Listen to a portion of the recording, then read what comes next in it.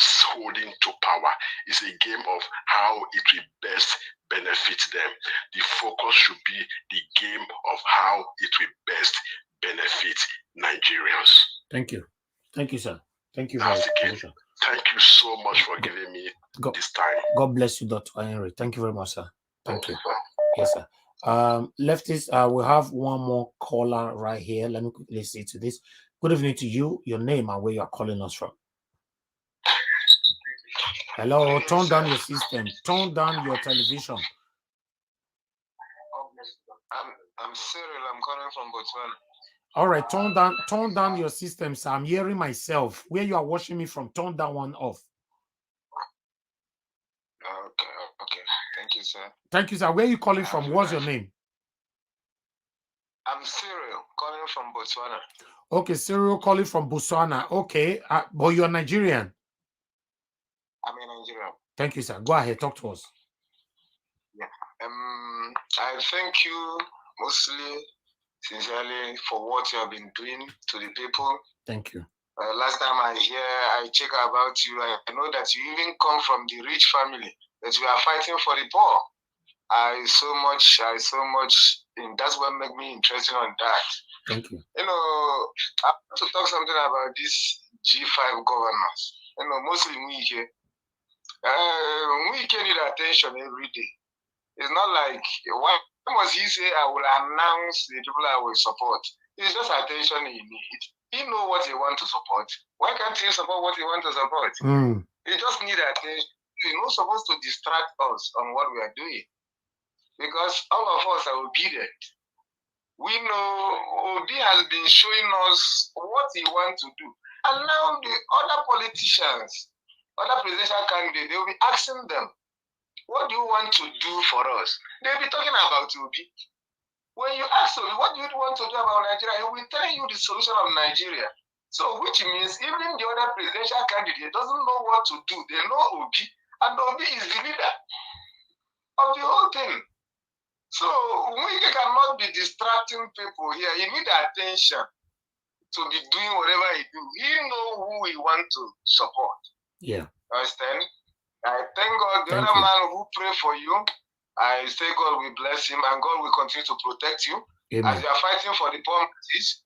The last man that spoke, who said that if Nigeria get better today, the many people, even where I am now, many people who is waiting to win the election, that they will go back home. A lot of them are there. Many who want to go back. And if Nigeria get it right, believe me, the whole Africa will get it right. You're right. Because as long as it's good, we are still the giant of Africa. Of course. Others are waiting for us to get it right. If we get it right today, get there today, other African nations will get it right. And things will work smoothly in Africa. Nigeria will become a China of Africa. Thank you, sir. And I believe that Obi will get there. Amen. Come February 2023 in Jesus' name. Amen. Thank you, sir. Thank you very much, sir. All the way from Botswana. How long have you been living in Botswana now, sir? It's now 13 years. Jesus. And if Obi win now, stay everywhere. I have 4 kids here. Even to go to Nigeria now, I'm afraid. Jesus. I'm supposed to go. I tell my family I can't go there until I see something has changed. Wow. Thank you very much, sir. Now God will bless you. Thank you, sir. Thank you. Yeah. Let's listen to somebody else. We have lots of calls today. Let's hear from someone else. Good evening to you, your name and where you're calling us from. Oh, I think we lost that caller. Hello, caller. Can you hear me? Hello, good evening to you, your name and where you're calling us from. Hello, my name is Deborah. I'm calling from the UK. Okay, Madam Deborah, go ahead, talk to us. Good evening to you. Yeah, I'm a first-time caller, but I've been following your program. Oh, thank you very much. Thank you for the amazing work that you're doing, for speaking the truth and standing by the truth. Thank you. And yeah, you're doing very well. Thank you. I just wanted to appreciate all of you. In fact, watching your program is part of my daily activity now. Oh, thank you so much. Every day I look forward to it, and you're doing an amazing work. I've really not been able to call in, but I'm glad I was able to call in today. Oh, thank you so much. This means a lot to us. I want to assure you that we're all doing our best. I've been able to convince a lot of my friends in Nigeria, to make them see reason why Peter Obi is the best candidate. And I want to equally say this. Peter Obi is a very different kind of politician, and I can understand why some people are not aligning with him. He's a man that is not tribalistic. Peter Obi seems to be somebody who has evolved beyond tribe. Yeah. Because if you look at so many Nigerians, they have this tribal affiliation. But you see, Peter Obi is somebody that I see that has evolved beyond tribe, and see, he even married outside his tribe. So I believe he's somebody that is concerned about the interests of Nigeria. Yeah. I think even his own people will not be able to cajole him to concentrate on their interests. So I see him as somebody who is different. And for you to get to the level that you will evolve above your tribe and religion, it takes a high level of development to be able to see everyone as human, regardless of your tribe or your religion. So this is something that has distinguished Peter Obi from every other person. Yes. That's why people don't seem to like him, even his own people, because I feel that they don't see him as that person that will be there to fight their interests, their agenda. He's going there for the interests of Nigeria. Of Nigeria, yes. Thank you so much, Madam Deborah, right? That's the way I see him. And that's the more reason why we all have to stand up to fight, to make sure that he wins. And I believe he's going to win. Me, on my own part, I've been able to convince a lot of Nigerians. I've been able to make them see reason why we need Peter Obi to be there. We want somebody who is going to change the course of things in Nigeria. Thank you. So that I think Nigeria will be a better country. Thank you, madam. Thank you so much for giving me this opportunity. And thank you. Shout out to Omoye's Corner. I don't know her, but to be frank with you, I like hearing from her. Okay, thank you. Madam Rita as well. Okay, they're hearing. Some other people, they are doing amazing work. And you in particular as well. Thank you. To you. And I'm looking forward to seeing you occupying one position in that country. We need more of people who can stand up for the truth. Don't be afraid.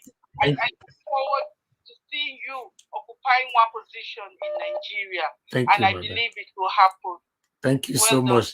Thank you so much. Before you go, your shout out is well appreciated, though. Thank you very much. Madam, leftists, they jealous for you, so you know mention your name. Oh, I appreciate you, Mr. Leftis. You're doing well, and you're doing well. So I can't mention. No, I'm not doing well.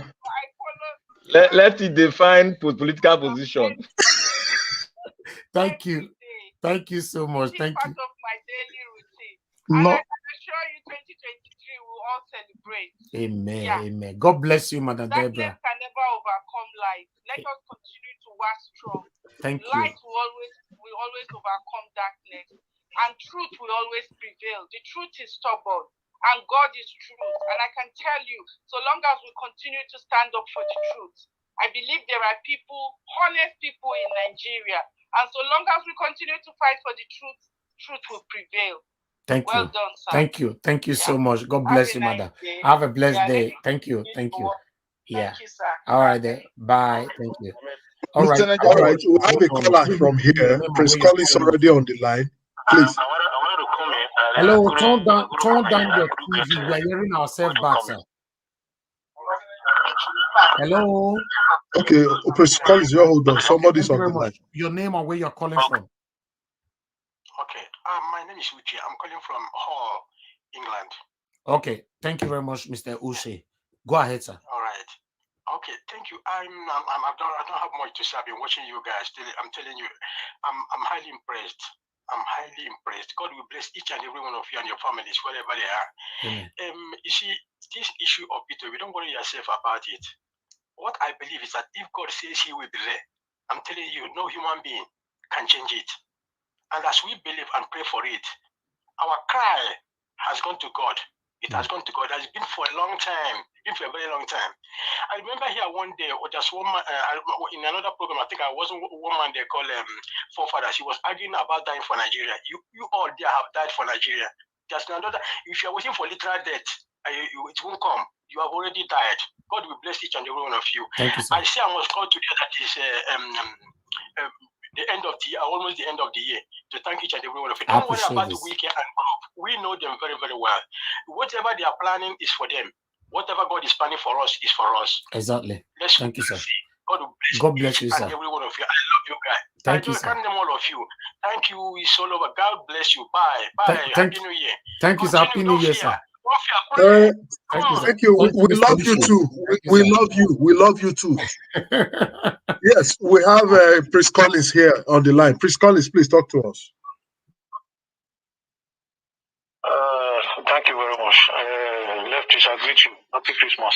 Same to you, my brother. For quite some time now. I mean, we have not spoken. I did. The compliment of the season. Hello. Thank you. Nigerian, I greet you. I greet the panelists. Greet everybody. I wanted to come here anyway. I couldn't get to you. No, but the screen is free now.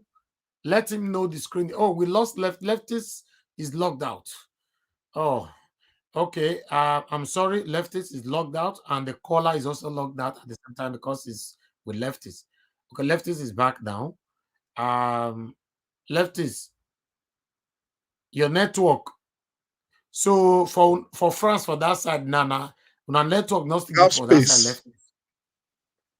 Okay, to my phone. I'll send you the link now so you can come. I'll post the link again on the comment section. Okay, he said he's posted the link now in the comment section. It's posted. I've posted it. Okay. All right. You just come in. All right, thank you. All right. Callers, hold on. Let's move on with the next person is Madam Rita. Madam Rita, good evening to you. Please talk to us. Yeah, good evening, Sir Elvis, Mr. Leftist, panelists, Mommy Diaspora, everyone listening at home.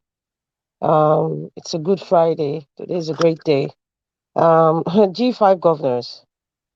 I don't know why. For me, I call them the 5 whiz kids.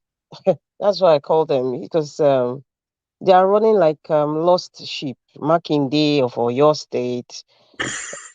Governor Wike of Rivers State, Governor Ikpeazu of Abia, Governor Otom of Benue, and Uguwanyi of Enugu. Well, as for Governor Wike, for me, I am tired of all these vituperations and tantrums. Seriously, Wike, just tell us who you support. Stop dangling the bacon. Stop dangling the banana like as if Labour Party or Nigerians' lives depends on whatever you dangle with your other 5 whiz kids. As for me, I just feel that prior to this fiasco, this faction within the PDP, the Labour Party and the Peter Obi euphoria, as Dino when I call it, delicious euphoria that is still ongoing. It was ongoing. It was high. There was a tempo, right? So this 5 whiz kids is just like, okay, you just want to be relevant because right now they look like political orphans. They're just right now that's what they are. They're political orphans, and I don't feel sorry for them anyway. I really don't. And the question that you ask, Sir Elvis, you said which of them have a higher BP? I think all of them have BP. All of them, but the thing is, the level of the highness, it depends on the skeletons that they have in their cupboard. That's the truth. It depends on the skeleton they have.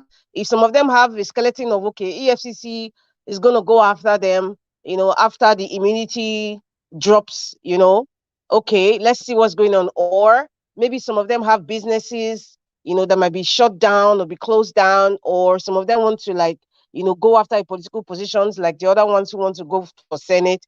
So it depends. Or some of them what they did before they became governor, as in what was covered up for them now before they became governor, And then now that they want to go against them, they're going to bring back all the rotten tomatoes from the past.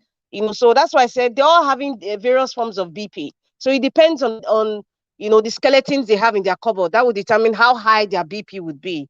There's something Governor Wike said. I will tell you guys the truth. Governor Wike, please, for heaven's sake, tell us the truth and let us move on. We are tired. We are just tired. The past video of Wike, shouting and saying, "Oh, I'm going to support any candidate that emerged from the convention. I'm going to support any candidate." Okay, fine. What Wike said, there's no difference with what Oshomole was ranting in 2020 or prior to 2020. All politicians basically talk like that. But when the shit hits the fan, then they will not tell you reasons why they said what they said or reasons why they will not keep to their promises. For me, I wouldn't say G5 is a distraction. It's not it is not a distraction, because I believe anyone who is focused and whose direction is focused on the light at the end of the tunnel will not be distracted by anything. Different things might come your way, but as long as you're focused, you won't be distracted. But if you really look at everything that's happening, I think it's an intervention from God. All these things were supposed to happen. The divide in APC and PTP and PDP was supposed to happen. The emergence of Agbado was supposed to happen. The emergence of Mikano was supposed to happen. Now, these factions within the PDP and even the APC, we also have faction for sure. It's supposed to happen. All this is designed. I believe, or this is my own personal belief, I believe it's designed, for Nigerians to be wise. A lot of us are kind of really educated. We're seeing the psyche of the game. We're seeing the game that's the Russian roulette, or like the chess game that's being played in the political arena in Nigeria. So if all these things didn't happen, we will understand how the game is being played. At least even if some of us don't understand 100%, at least we'll say we understand 70% or 80%, because in closed doors, we are not there, right? So I would say 80% with all these shenanigans happening is supposed to happen. Now, God is giving us these different tools. I see these things as tools for us to take out the scales from our eyes, tools for us to make the right decision, tools for us to start speaking our truth, tools for us to understand that these people don't really care. Like I've said it since last year, do not fight in their wars. They're having a family quarrel. That's just what's going on. But these things are happening are tools for us to work on, tools for us to say, you know what, even if I'm collecting 1 million naira, like Naja was just said, that 1 million naira, if there was electricity, you can make 10 million naira. If you had invested that money in a business, if you had that money, you invested it in a business where there's electricity and the system works, you will make more than that. That 1 million naira, it's not even enough for you to even. Some people give it. Sometimes it's not even enough for you to buy a ticket, a one-way ticket. Economy for some countries, it's not enough. So what's that for you? It is not enough. So all these things happening, I believe they are tools, that God has given us. It's a divine designed intervention for Nigerians, both in diaspora and in Nigeria, to open your eyes, make the right selection. And that right selection is Peter the Rock Obi of the Labour Party. Now, I have kind of looked at all the five Wizkids. I've seen, I mean, this is not like, I'm not downplaying the Wizkid, the musician, because we all know who a Wizkid is. I'll say the five brats. Let me put it that way, so it won't be like I'm trying to use Wizkid's name. The five brats. Governor Makin. So far, for me, I have only heard from Governor Makinde, Governor Wike, and Governor Autumn. Now, Governor Makinde is kind of tilting towards the same ideology as Chief Bode George. And so far, what I've heard from him, I know some of you must have heard more from him, but I am speaking from what I have heard. I've heard him speak about being fair, in tune, and in line with the PDP party. I'm talking about fairness, inclusivity and so-called justice, because I know there's no justice along political lines in Nigeria and within the PDP. And that's so far for Governor Makinde. And for Governor Wike has spoken the same line with being fair, in line with the PDP party, as well as what is in for River State.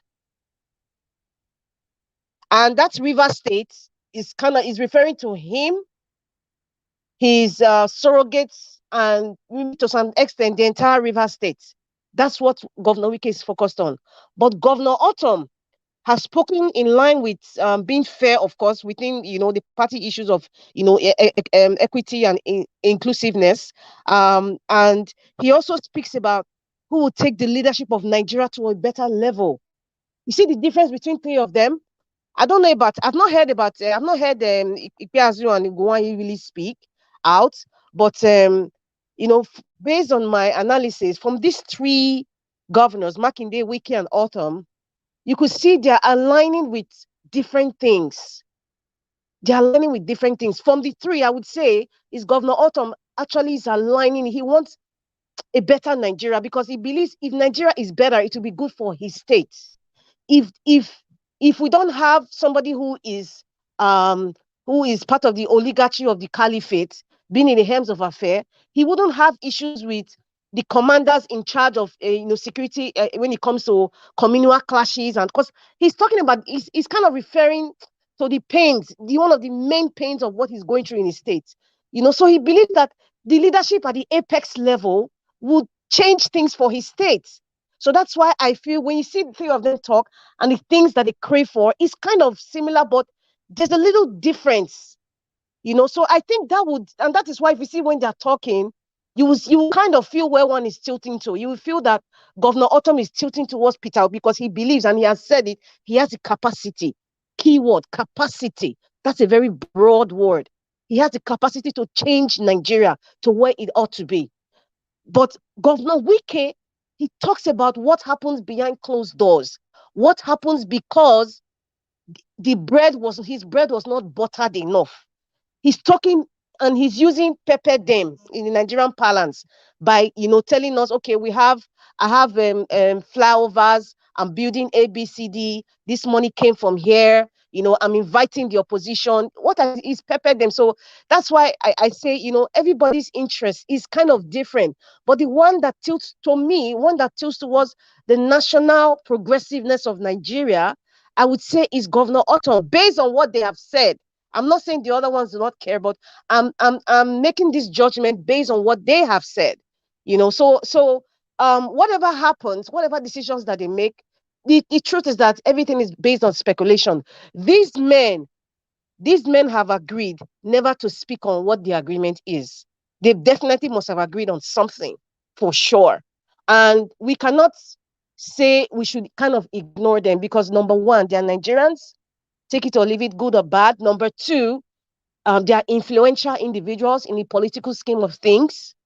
Number three, politics is a game of numbers. So the more people we have, the more numbers we have. You understand? These people have influences. Like I think one of the callers from, I don't know, the lady who called, she said, these people, they have influences really, whether we like it or not. But, it's just 5 votes, like Lefty said. The 5 brats is 5 votes. But really, each person talking now, I might have 100. Wike might have 1,000. That's the number. That's a significant number. So we can kind of like, we're watching them, but we are doing what we're doing, we're working, we're speaking up, but we are still watching them because we need those numbers. Take it or leave it. And finally, there's something I have an issue with, and I'm very happy that Israel Machiavelli mentioned it.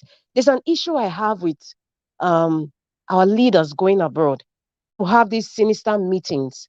I'm not apologetic about it because right now, Nigeria is the poverty capital of the world. Number two, every governor of this state, every single governor of this state, at some point, they know, they're not aware, they know that a lot of their citizens are lacking basic amenities.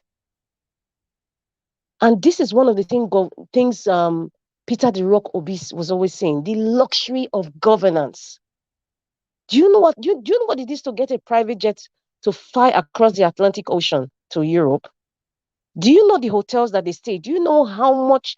I'm assuming they don't have private residences. I'm assuming that now. Let's say they're staying in Waldorf Astoria or one expensive hotel, in Europe. Because these guys, they don't stay in cheap hotels, man. They don't, man. They take the best of the best. Do you know how much it is for a night? Some as expensive as $10,000 a night. $10,000. Some as much as $20,000 a night. Private jet that is being parked in Heathrow or Gatwick Airport. Do you know how much the charge per night to park those planes? Are you guys calculating that? Then we're not talking about Estaco, the best hotels, the best food, and the shopping. It's like this is not their private money, people. This is not it's not coming from their private pockets. They're not working under the snow, under the rain. It is coming from the coffers of the states in which they belong to. It's coming from the taxpayers' money. That is a major thing that hurts me when I see African leaders going abroad to have these meetings. Sometimes they have these meetings even in private jets. Within the jet, they're having their meeting in the air because nobody trusts anybody anymore. Even if they go to Yankari Games Reserve in Nigeria, they'll feel that, okay, somebody's going to put a private camera or, there's nothing. So how are you even promoting the country that you think, that you are claiming that you love and you want the best for the people? How are you showing an example? Jesus is Lord. It's too painful. This thing has been hurting me from the time all of them have been traveling. Peter the Rock Obi, if you see when he's traveling and he's using his personal money, he drives the regular airline that you and I travel.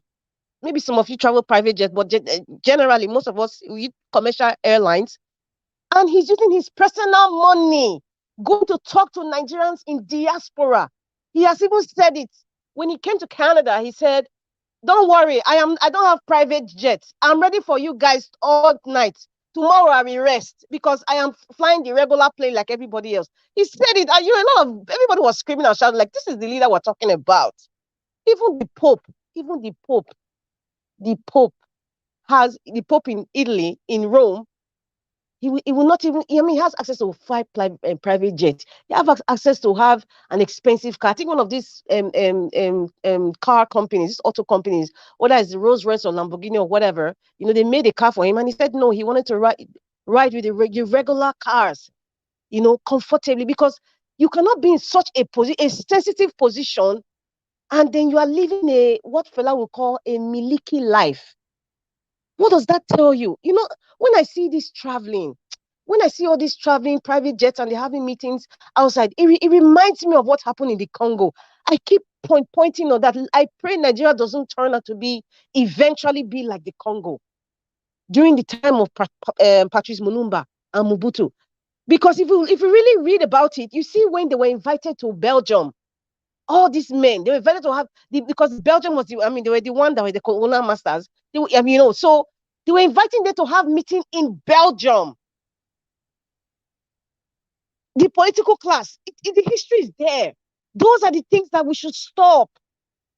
It's like at least go to Ghana. Let's just say, okay, you don't want to, you have a right to have your meeting, go to Ghana. Why go to Europe? Go to Ghana. Why you go to spend? Do you know how much for €1 now, or £1 or $1? Go to Ghana. You say, okay, I am also promoting an African country. If we're talking about oneness or Africanness, go to Ghana. Go to one resort, private resort. I'm sure the Ghanaian government can give you the privacy that you need. Because when you talk about policies and a nation, there's privacy. You need privacy. That's the truth. But why should we go to a foreign land like Europe, for example, and spend the taxpayers' money frivolously, flamboyantly, exorbitantly, and we're just watching and nobody's screaming about it? It hurts me. I won't lie. It pain me. When I think of the extra cost, think of all the money, private jets, and somebody's coming and somebody's singing with your designers. Oh, like, come on. I know one of those sunshades that Wike wears. Sir Elvis, I know you like sunshades. You know how much the cost of one. It's not China make, it's the original. Whose money is that? You can't be living just as a public servant. Come on, man. As a public servant, you can't see Joe Biden. Oh, man, I don't know. Seriously, I don't know. The luxury of governance, first of all, should just stop. It should just stop because this is ridiculous.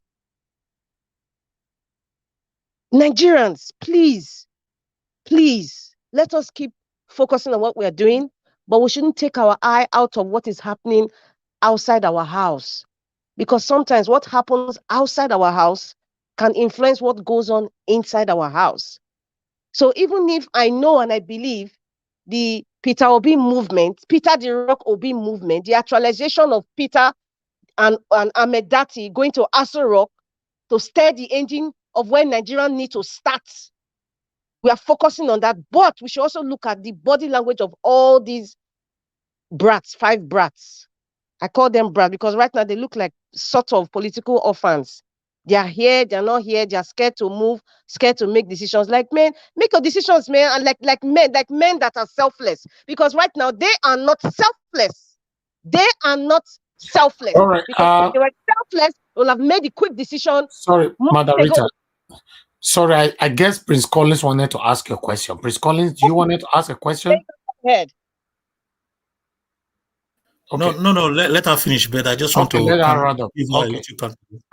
Yeah, so my point is, finally, please, let's start working.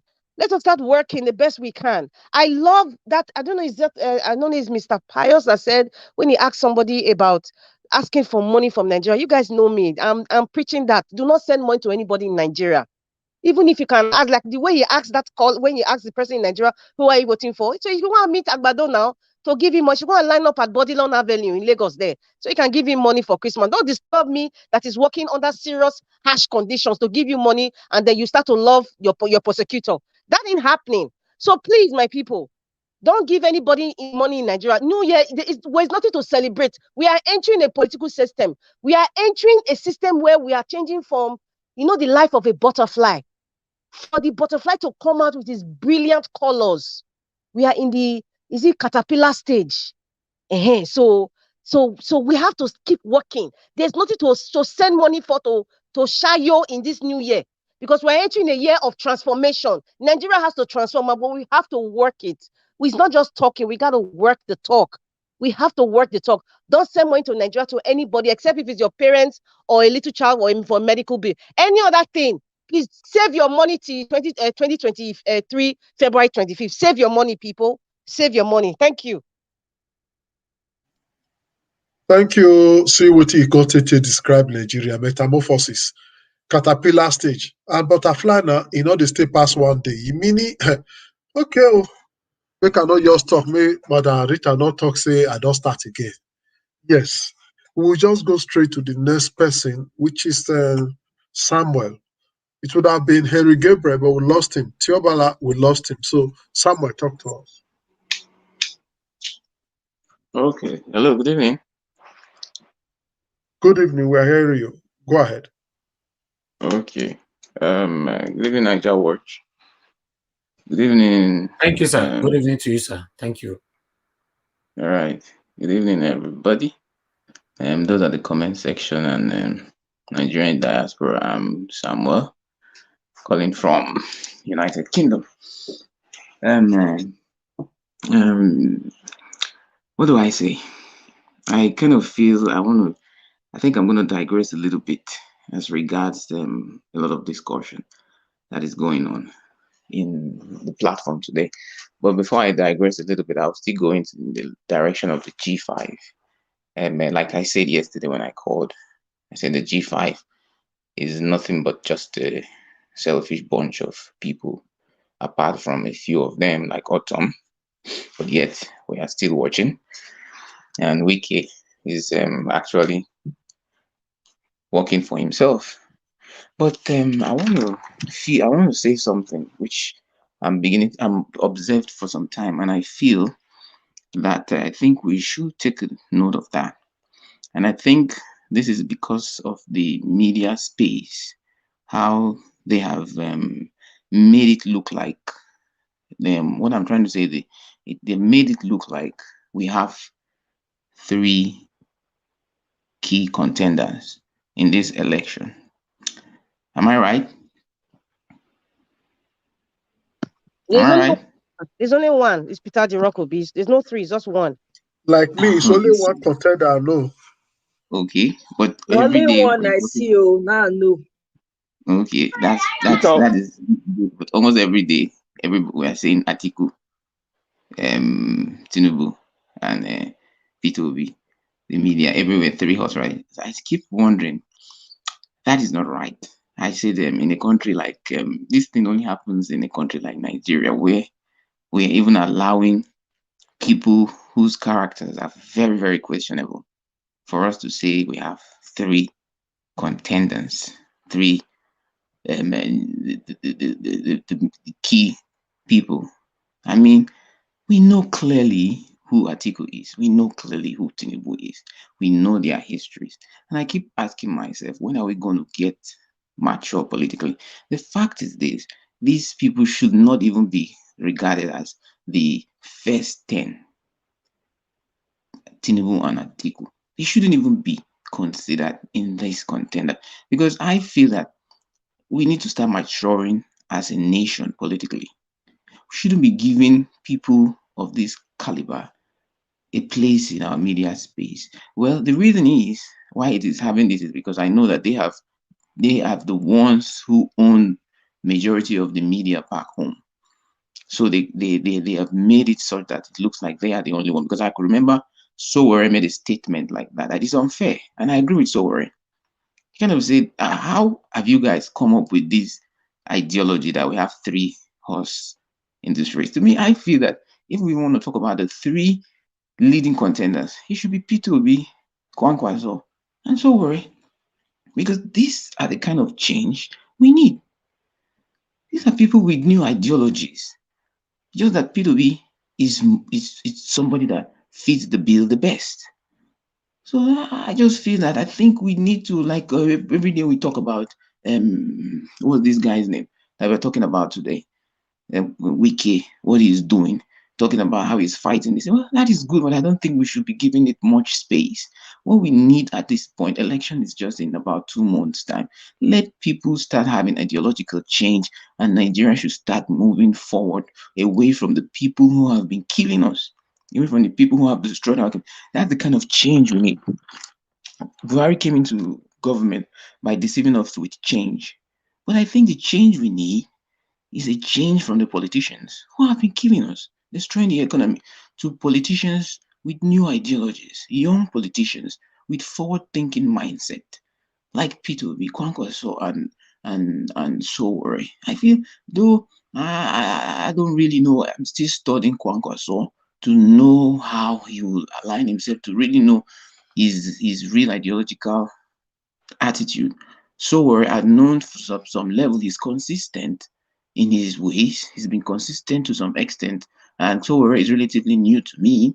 But with what I've heard a little bit, I think he's similarly a new breed kind of politician.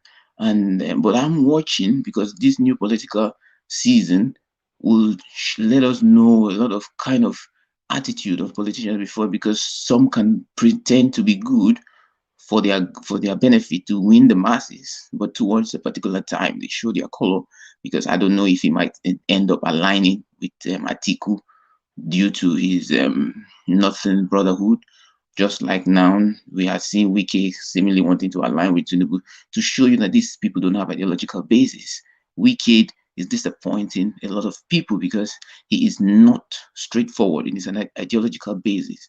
But I know P2B has proven himself beyond any shadow of doubt, his ideological standpoint. And I think Nigeria should mature from petty politics, politics of criminality. If we want to move the country forward, we should mature from that and get into politics of people that have. And I believe Nigerians are already doing that, sir. Nigerians, 80% of Nigerians now are clamoring for Peter Obi. Yes. No, this platform, but Peter Obi, we all are fighting for Peter Obi. okay, then, but the discourse space is almost every day article, every day wiki, every day the same thing we keep repeating. Well, let's bring up this kind of from time to time. You talk about okay, so what's this ideology? Talk about this. Let's study them, know the direction we are going to move the country forward. Thank you. Certainly, that's the line of thought I feel that I just feel I should share because of the way I feel see things going. Thank you. So, but before you go, which of the candidates can you tell Nigerians to vote for? Oh, everybody will know. I've been conversing for every time I come here. You know who I am. You should know who I've always stood for. The only thing is P2B is who I've always stood for. Obviously, that I know, but we have new people here. You know, maybe they have not heard from you before, so it's good that you just mentioned it again. Yeah, actually, it's P2B.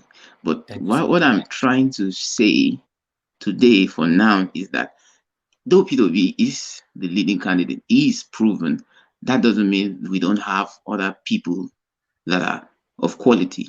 Because after P2B, certainly everybody has his season, and there's always a change. After your father, for instance, you have to take over the position of your father if you are the first son. So we also need to use this season to study the ones we have that are of quality. So I feel that we should be looking at for the futuristic purpose. We know that like P2B has a very good vice president. That if you see his discussion, the way he talks, you say, wow, this guy is also good. P2B made a good selection. So that is how you know a good candidate. P2B made a good choice. And we study the people that have futuristic progression. And Sowore is a quality person, though I am. So, but what I'm saying, aside from the immediate need, which we know is P2B that satisfies it, we should also be teaching and instilling upon the people that look, we should be looking at people that have positivity to give to us.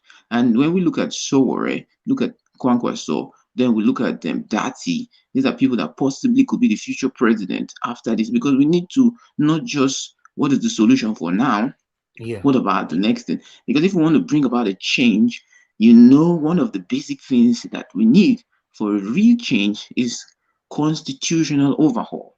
Well, that is actually politically difficult. But then it's something that if we start having progressive minded people on our leadership position, gradually will be coming to place, because Nigerian political scene has been hijacked by criminals and very dangerous people. So if we must get it right, we must start getting the right kind of people. And the right kind of people are people with positivity, people with new ideological direction, people like the young ones, the ones like P2B, and we start building them, because the person that is at your head determines the intelligence level of the people. If you have a dummy head, you end up being like a dementia, or what do they call it? Because of the head you have. Okay. So if you want the people's imagination to grow, just like we know that we have candidates that cannot even stand for debate, that cannot even face qualitative thinking. When you make them your leaders, like we have Buhari, the economy is dead, because the way he thinks is just the way his head is. A country is dead because the government has a head that doesn't think. Thank you, Mr. Samuel. I like the fact that you're already setting us to get ready for the future prospective leader, after Peter Obi is very, very vital, because it's just the suffering that we all have been facing in Nigeria since God knows when. That's why you see that all Nigerians are focusing on just now. But I like the fact that you are the first, to the best of my knowledge, you are the first panelist who is reminding us that we shouldn't just end everything now. After Peter Obi, who is next? We should be preparing them down. It's very, very important. Thank you for bringing both Samuel and Elvis. Benisi, Iwe Waya Wesi, Wawa Hia Kakabo. They say if you want cut tree, we fall. you first cut the one there on top before you go reach the under. So Yeah. that one way the other one I want begin to bring down my hand and leg not there. No. He's not saying no, leftists, you are not getting it. He's not I saying get you should it. bring it now. The moment right Yes, now, you should the set moment you should set your study towards the people I that will don't want to even rule start you. to think of after when I have not gotten my Peter Obi. So, but My you Peter don't get Obi. it. Hold on, I get it. You're My getting Peter it Obi. wrong. A When I sniper, get my Peter Obi, a military sniper does not have two targets at the same time. It's one it after the does other. not have two targets. You cannot. All After right. my Peter Obi, then Peter Obi will set the pace of who may probably be the next president. We cannot now be looking at one person after Peter Obi. No. When Peter Obi Mr. Leftist, I want to remind you, Peter Obi spoke something concerning what you have just spoken now. Peter Obi said, I'm going to my administration is going to create the leadership of tomorrow after me. That is why he's saying he's not going to add old brats into the leadership process that I'm trying to do now. It's going to be a youthful process, and inside this leadership that I'm going to create is where we are going to bring the next generations of leaders in Nigeria. That is what he said. That is why Benfica Monamu we cannot to speak Benin, make Elvis not go to jealous. Piki where they back, no they back picking. No, Leftist, you are getting the whole picture wrong. I'm not getting it wrong. For now, sir. Mr. Anyway, I believe with due respect. That's with due fine. respect. What we have now, we've had a lot of bad leaders before now, and we have seen where we are. We have somebody like Sowore before now, even before. Sowore is even more elderly when it comes to presidential aspirant.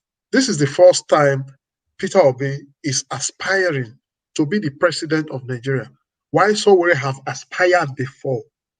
Peter Obi just came out to say, I am not saying, get what I'm saying. I'm not saying I understand.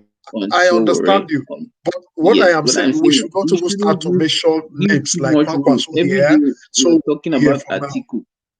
Every day we're talking about Atiku, talking about Wike, talking about this thing. Why don't we give that space more to people like Sowore, Kwankwaso, rather than all these other people? I'm not saying we should go. I will tell you why. I will tell you why. Because these other people are not strong contenders for us. Mr. Samuel, that's the ideology. I'm trying to say that we are not matured, allowing people that we know have criminal bases to be regarded as strong contenders based on corruption that they have built. That is because of the current structure of Nigeria right now. Mr. Samuel, criminality. I'm saying we should Can I ask a question? Can you listen to me? Can you listen to me? Just listen to me. What is election? Is it not what is election or government? It's about the people. You cannot, you alone cannot change it. Before now, we brought Sowore to this channel. He spoke here. Atiku have not come here to speak to us. Tinubu have not come here to speak with us. But when you look at what the youth, the people are yearning for, the change they want, you go with them. Let the people speak. Why are you going with them?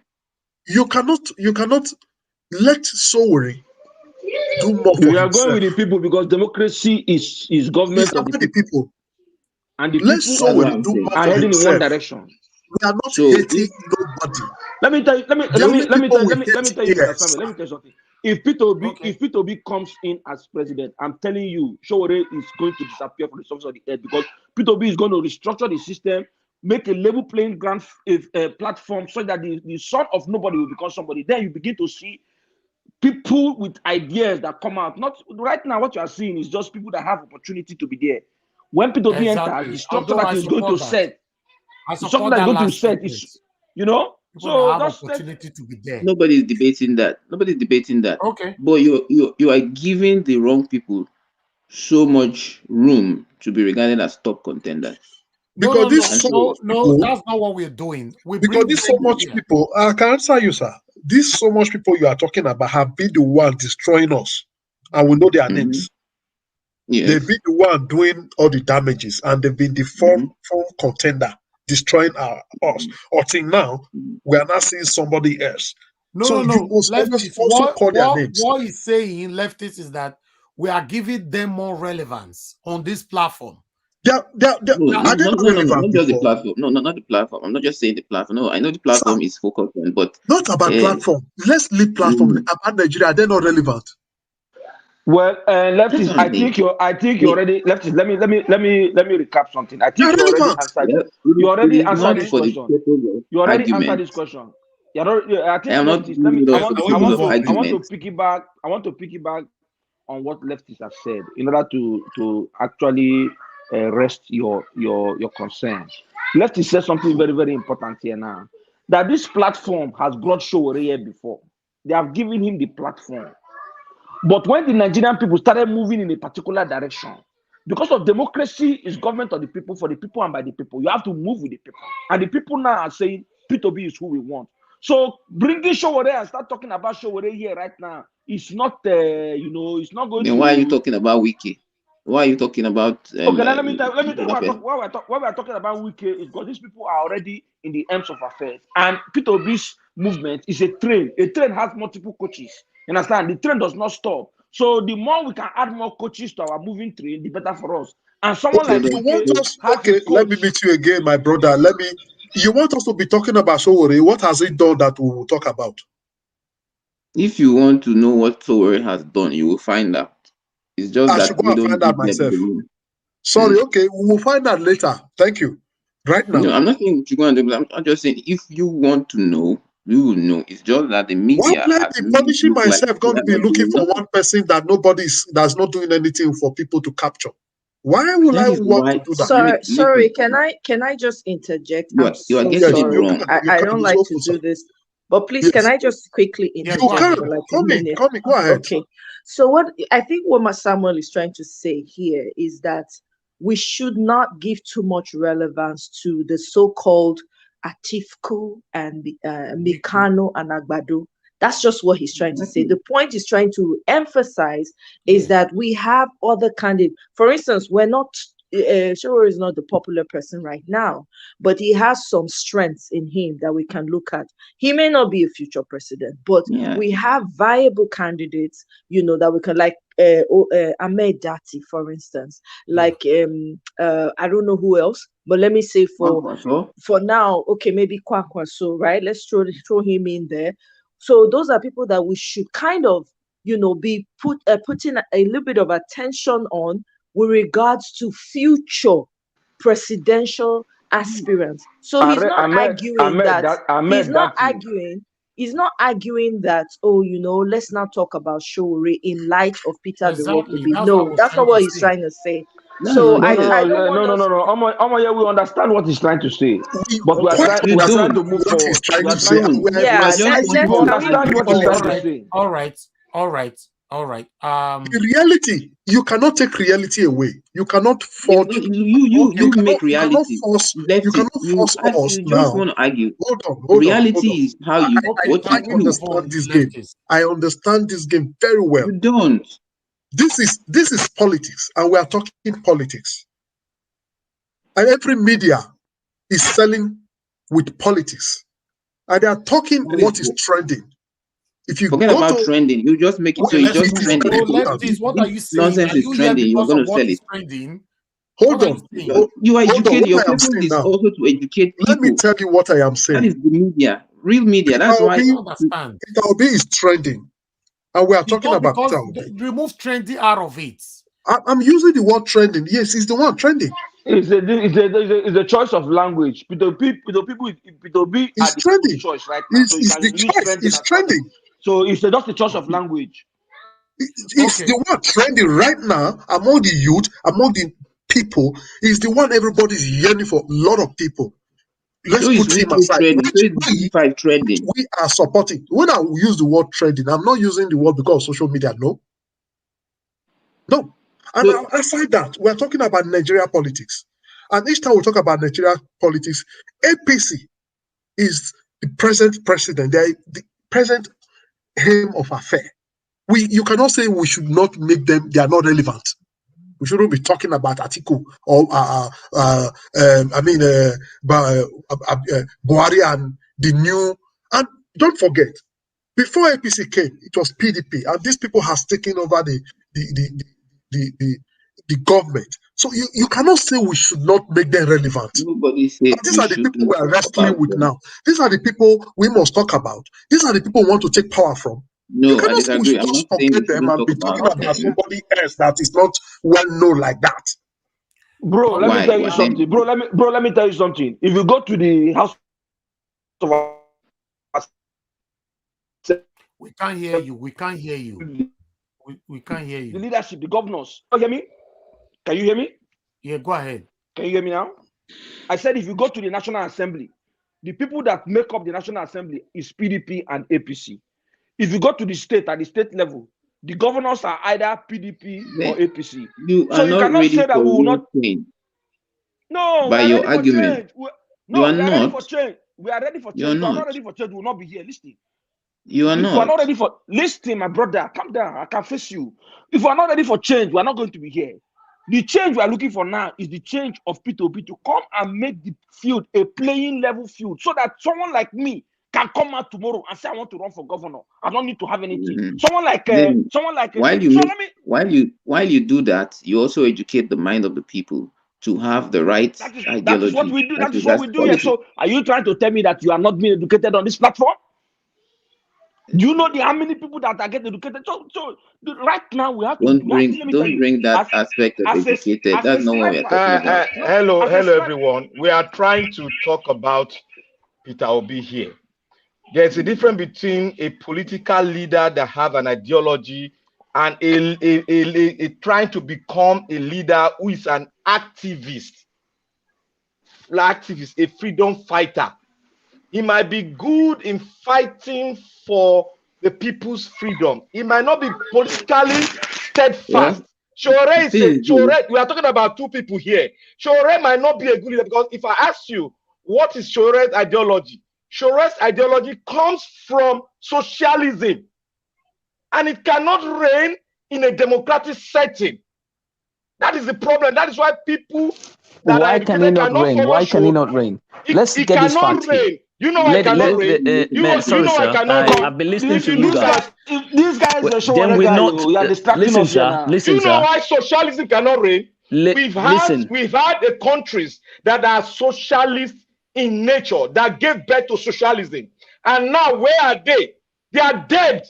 The economy is dead. If socialism does not give you what we are trying to say here, I know about Shore very well. I know him very well from Lagos State University, University of Lagos. I know everything about Shore. Shore is not somebody that will get to Asorok now, for instance. He will cause chaos. He will start arresting people. He will start doing all sorts of things because it's not politically very elevated there. But he has a mind to fight for freedom. But he cannot be a political leader. That's the problem. He cannot balance things. All right. That's why it's not trending. It's not. People are not following him. Thank you very much, my people. We have someone on the phone. Let's hear from someone else. Everybody stay mute. Please stay mute. There's noise coming out from somewhere. Faith Unlimited, thanks very much for calling us. Please talk to us. Good evening to you, madam. Hello? Thanks very much for calling in. Yes, good evening. I have Nadi. And I bless you for all this thing that you're doing. Thank you. The reason that I'm calling is regarding Showore. Before now, when I hear about Showore, I wanted to call in, but sometimes I will be so busy that I will not call. I will not be able to call in.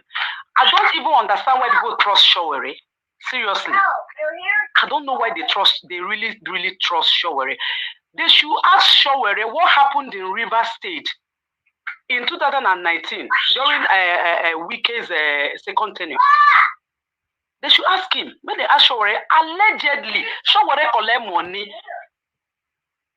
when he brought somebody from his party and claimed that the person won in River State. But we don't have evidence to this, madam.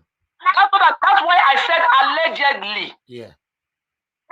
Yes, that's why I said allegedly. But I don't know why. I don't know why people trust Showore. Seriously, I don't know why they trust him. He has never been tested. They should forget about. They should tell him to go, even if he's local government chairman, something. Let him pick up something, so that from there we will know. He can't just go straight to be a president or whatever. He not go do well. They should keep Showore aside. Let's work on Obi that we already know, Obi that we have already tested. To concentrate on that. Thank you. That's the reason I called. Where did she call us from? We're working on Obi. Nobody's not working on Obi. What's her name and where is she calling us from? Hold on. What? That's what's her name. Unlimited calling from I think UK. Okay, Faith Unlimited. Yes. Let me see. I think that's from UK. Faith Unlimited is calling us from Canada. It don't even matter again. The name don't reach. All right. Let's quickly, because what this my sister Faith Unlimited just said now. This is one of the questions. I can't remember who asked Showore that question at that particular time. If he can go for House of Rep or local government chairman, I don't know. Somebody asked him on my platform here, but he was not very happy with that question at that time. I'd like us to hold on, please. Stay mute, please. Thank you. Stay mute. Thank you. I would like us to recapitulate back quickly on 2 minutes to listen to what Showore has to say. He's asking if why don't you go to Senate? That's why I want to be sure. I hear that question all the time, and I know where it comes from. It comes from how much people are frustrated with the Nigerian political system. But the question I asked you is, if you send your best to the Senate, who goes to the presidency? So you send me to the Senate to go and be shouting at the Senate, and then you put Tinubu as the president of Nigeria. How does that work for you? Not right. You put Showore at the Senate, you put Buhari as president. What's wrong with us? Let the best go for the most important position. In fact, let the best go for every position in Nigeria. I have addressed this a million times. If people feel like their capacity is not more than the Senate, let's encourage them to go to the Senate. If your capacity or your destiny is no more than local government, let's encourage you and support you to go to local government. But it is wrong, absolutely wrong, and unnecessary to keep telling a 51-year-old guy and 51-year-old this year that the only place I can make impact is Senate simply because the door to the presidency has been closed by criminals. When you know that it is the president of Nigeria that can change Nigeria, not any senator.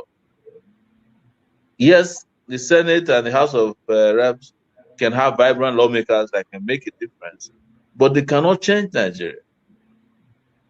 Because the executive position of president is the most powerful in a presidential system of governance. Except then, if you can show me, or you can announce to me, the person you think is better. And it better not be Atiku or Tinubu. It better be you who just spoke. Because I'm sure you do better than all these derelict politicians. So let's stop this idea of just reducing ourselves to nothing by saying that, oh, why don't you go to Senate? It is the same, it's politicians that keep repeating these things about competent people. And unknowingly and unconsciously, we latch on that, and it doesn't make us look sound.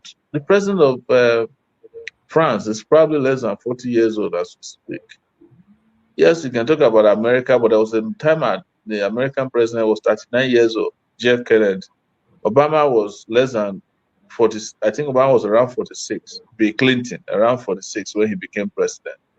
And these are massive, massive economies, massive political spaces, bigger populations that are managed by people in their mid-40s.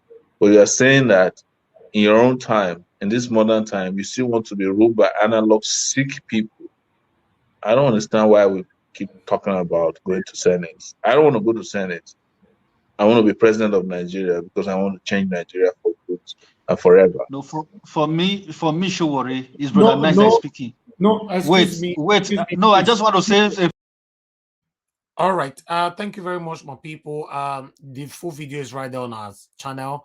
It was a hot day that very day because a lot of questions. Showore was here for almost 3 hours, 2 hours, 48 minutes long, and he answered every single questions from all the panelists and from all the callers. Because of what Faith Unlimited just said, people throw that same question to him. I remember somebody also said that you can go for local government. Somebody said you can go for Senate, you can go for House of Rep and all that. He answered everybody why he wants to go for president. I want to let everybody know. For me, I'm not against Showore. Right from time, I've never been against him and I can never be against him. My dream, my wish have always been for me to see Showore and Peter Obi work together. But the way it looks like now, it looks they might not work together for now. You know, who knows? Prospectively, who knows? For me, it would be my joy to see both of them work together, or maybe by God's grace, if my principal, Mr. Peter Obi, become a president tomorrow, let it put Showore as the head of EFCC. You know, so this is what I want. I want people that have a stone heart who can really treat these criminals properly for me. That's what I'm looking for. So who knows? So for me, before we move on now, please, there's something going on in the East, you know, and one of our brothers talked about it today because of the threat, the no gunmen or gun no men that is currently going on. Some said the Igbo people that is killing themselves over there, while some said it's the Fulani S-men or whatever that the government is using against the Igbo people. To me, I'm not too sure who is doing this and where all this is coming from. A video emerged today on our platform, WhatsApp. For those of you on our WhatsApp, I believe you saw the video where the young lady was tied on the floor. And all of them that was speaking to that young lady there, that they're going to take her life, and blah, blah, blah. My use speech to talk and say, now that you want to go so, and Bella say they kill him for that video or something like that. Because I couldn't finish it. Because for me, I know I make I see whether they keep person. You know, they tie him for ground naked and all that. All of them, both the people on the background, the one holding the camera, everybody was speaking a fluent Igbo language. Okay, let's assume it's the APC government that is using us against us, right? But at the end of the day, it's just like APC government come to Edo State now using Edo people against Edo people. And then you see a video where Edo man is holding Edo people and Edo person, he wants to slaughter this person. It's disheartening.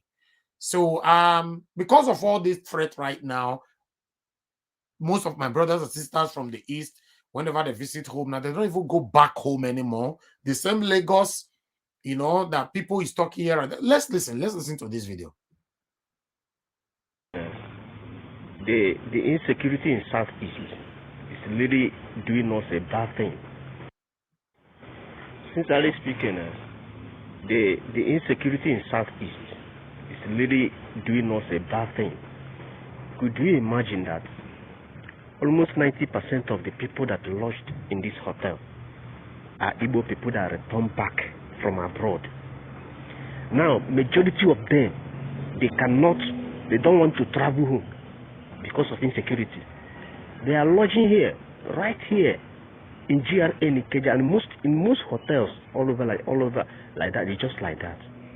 People are afraid of going home to go and see their people. Instead, they lodge in hotel in Lagos. They spend their money, their dollars, their pounds, their euros in Lagos, and their people from even village are coming to Lagos to come and see them because of insecurities. See, that is, if we are telling our people to calm down in whatever they are doing, if you are doing agitation, don't involve violence. If you involve violence, it will no longer pay off. But they are not hearing, they are not understanding. You see? So who is losing? The hotels in Southeast are losing. The event planners are losing. The musicians there are losing. The economy of that region is going down every day. Who is losing? You people are the one losing. You see? So everything now is in Southeast. The Christmas in Southeast in this particular year, 2023, is total rubbish. Because people were afraid of going home. You invited calamity on yourself, but you will not believe. If you think that someone is doing you, or you are doing the Fulani or Buhari, you are doing yourself. That is the point. See? So in whatever you are doing, make sure that your home is secure. It's peaceful. If you want to involve violence, if you want to pepper Buhari, carry your violence, go Abuja, and leave Southeast alone. Look at it. Thank you. If you people will hear, you hear. If you don't want to hear, take my words and my advice as rubbish. But one thing I know is that we are doing ourselves. Nobody is doing us. Okay, that was an Igbo man talking right there. To be honest, this video justified what I was trying to talk about yesterday, where 1 or 2 persons were glorifying Samuel Ekpa, that Samuel Ekpa is better, is doing excellently well, is doing blah, blah, blah, and all that. Trust me, trust me. Anyway, I'll leave when I'm not going to talk for this video because my own people, they like me, they hear for instance. But let's listen to this video. I've played it a couple of weeks ago or months ago, but I want to play it again to bring back our minds back, especially some of us that's still a bit skeptical or undeciding on what to do. Of the world, a powerful political elite will determine who governs us. Like a proverbial knees on our necks, this nation is choking. We can no longer breathe. There is a shortage of air. We need to allow this nation thrive. I'm pleading with you tonight on behalf of millions of our people, more than 10 million of their children who are out of school and more than half of the population who are in abject poverty. This nation cannot be taken as a private enterprise anymore. You, the ordinary Nigerian, can no longer keep quiet. The nation belongs to all of us. And this time around again, no sitting on the fence. We must speak up to rescue this nation. The continent of Africa is waiting for its giant to rise up and flourish. That is why 2023 election is a make or mar. Look, this nation cannot make a mistake with the choice of its next leader. It is a must we get it right. If you employ the best hands to run your private companies, we should have the best of us run the affairs of this nation. We must get leadership right, not only at the center, but across the states. Knowledge, crisis management skills, character and integrity, vision and courage to make tough decisions, effective communication skills, ability to unite the nation. Leaders who cannot show these traits cannot be hired. Enough is enough. Nigeria, rise. Vote and vote right. And your time is now. All right. Thank you very much. Thank you. Thank you, everybody. I appreciate every one of you. Please, let's talk about everything that we showcase. Since I can see Mr. CM asking which hotel is this, what is the location and all that. Mr. CM, the person that was making that video was not making the video because of the hotel's name or how people can patronize the hotel. The person was saying that most of the cars in the compound of that hotel belongs to Igbo people. They are scared to go back home because of the or no gunmen or gun no men. That's what that video was for, not to promote the hotel. Thank you. All right, let's go. Lefties, back to you. Yes, thank you very much, Mr. Elvis. I wouldn't want to change the topic of today, going back to... No, let's focus on the 2 videos that I played. Let's forget about... The first video of Wike is the topic of today. This digression is necessary sometimes, but I wouldn't want to go and start speaking on the insecurity in the eastern part, because we'll get the leadership right. All this will be things of the past. We already know where our problem is coming from. Bad leadership. They are playing games with our life everywhere. They are using state governors and non-state actors to actually destabilize and make a lot of money and make a lot of gain and achieve what they want to achieve personally for their self and for their religions, for their tribe, for their people, and all that. I think it's time we think and grow past that. It's time we really, really start to put our thinking cap. It's time we need to open up our eyes and say enough is enough. And that's what we are saying now. If it is not Peter Obi, nobody else. Exactly. It's Peter Obi or nobody else. Person after Peter Obi, we don't know. But in what we know right now, the problem is just too much. We need to get it solved. And the only way now, the only person we can see and we can accept based on track record based on transparency, open transparency, based on verifiable evidence, tested, is Peter Obi. So we just go straight to the man of God, which he gave his a town hall different. Please talk to us. Yeah, thank you, Leftish. Thank you, Nigeria Watch. Thank you, all the panelists. I really appreciate this opportunity. The G5, there's nothing like G5, you know. The 2023 election is going to be different from previous elections. You know, Nigerians have woken up. Nigerians have decided to participate in the process of electing a new leader. And that is why there is a wave of new registrants to vote and people striving to collect their PVC. I can tell you that all these people that went to collect their PVC registered to get to be voted or to vote did not make that move on the advice of the so-called G5 governors. It was them taking, you know, the decision, having seen the state or the country, as well as seeing a man that has given them hope in the person of Mr. Peter Obi. So the G5 governors are at this point, you know, inconsequential. However, they might be relevant, as I earlier said, that the train that is heading towards Aso Villa with the Labour Party is a moving train that waits for no one. It has several coaches, and we can as well add more coaches as we deem fit. So if Wike wants to join the train, he's welcome, as well as the other four. You know, when you talk about these integrity governors, I ask myself, who of them has integrity among them? No. Are you trying to tell me that someone like Ikbazu of Abia State, do you think anybody will listen to him? You think anybody will listen to Ikbazu in Abia State? Do you think Ikbazu has the capacity of influencing any votes right now as I speak to you in Abia State? I'll tell you it's capital zero. Same thing with Buruburu. Wike, yes, Wike might have a few people, you know, if not for anything, the 200,000 people he employed and he's paying them, you know, can produce 200,000 votes if you say, okay, we are moving in so direction.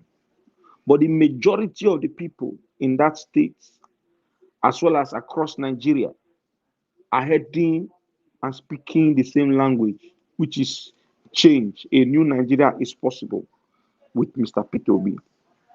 So for my brother who says that we should stop talking about Atiku and Tinubu, the reason why we talk about them is because as we speak, the current government is APC, and we are wrestling power to be taken away from them. That makes them relevant. They control all the state apparatus. In as much as INEC say that they are independent, they still have some influence. So they are relevant. We're talking about a man that is known for violence, known for buying votes, known for operating with bull on van during elections. And you think it's not relevant? No, we got to talk about them. We're not talking about them to promote them, but we're talking about them to strategize and continue to create awareness that our people must move in a different direction. Same thing with the PDP candidates. So we're talking about them is not in any way promoting them, rather letting our people know that these are the people that are likely, you know, to manipulate the election either by vote buying or by their usual shenanigans that they play, because they are of the old order.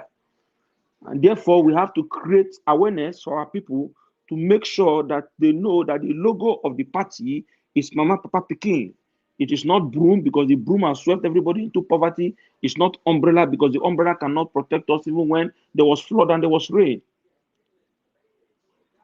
As with regards to the video that Mr. Nanja was showed a couple of minutes ago concerning what is happening in the Southeast and how people are refusing to go back to their place for Christmas.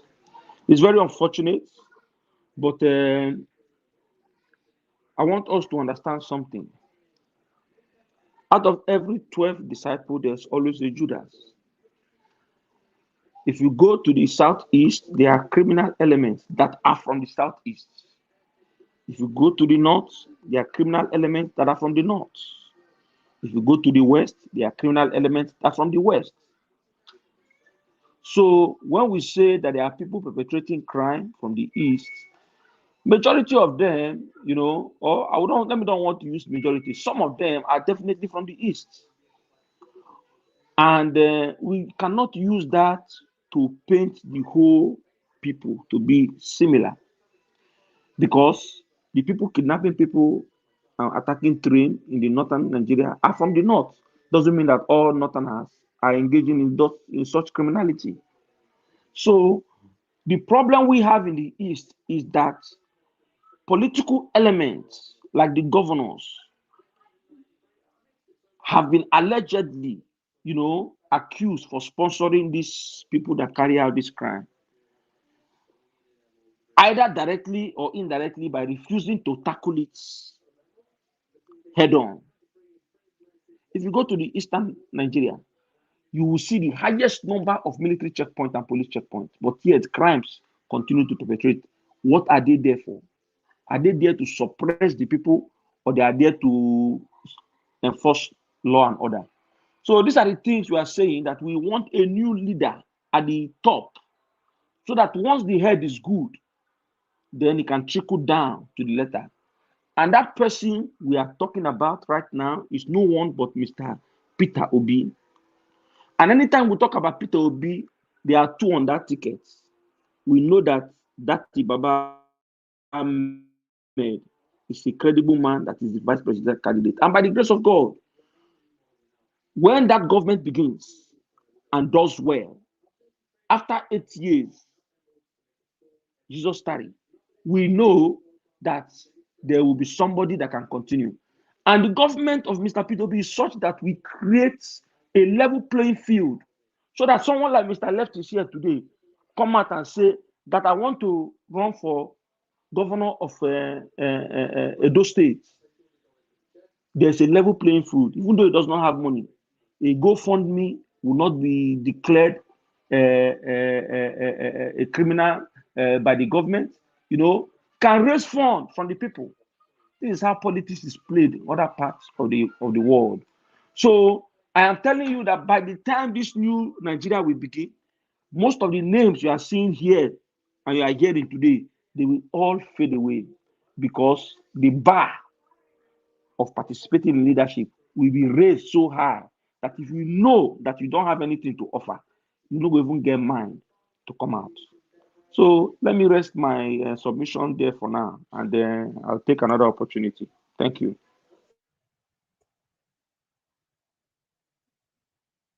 Yes, thank you. What's happening now? Can you hear me? Yeah, Lefties, we can hear you. We can hear you. We can hear you. Hello, Lefties, can you hear me? I can hear you, but yes, in the talk before. You don't hear me?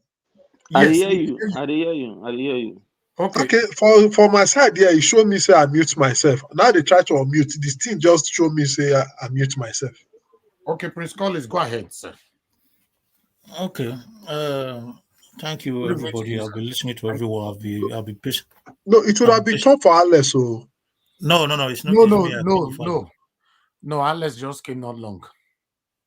Okay, yes.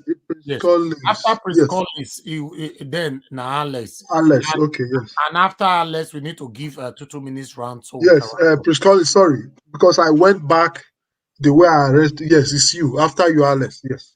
Go ahead, Prince Collins. No problem. We are all together. What did It's happen to my it's just sister? time. What I want to really say is that the last video, let me quickly comment on the last video that we watch. I want to tell Nigerians not to be afraid that whatever is happening now, whether in the east, in the west, or in the south, whatever activities that is being carried out by these hoodlums and these people with uh, destructive characteristics is being perpetrated because the government of the day allows it. You know, they glorify this kind of activity. So when a society where justice is not an issue, corruption and evil activities becomes an issue.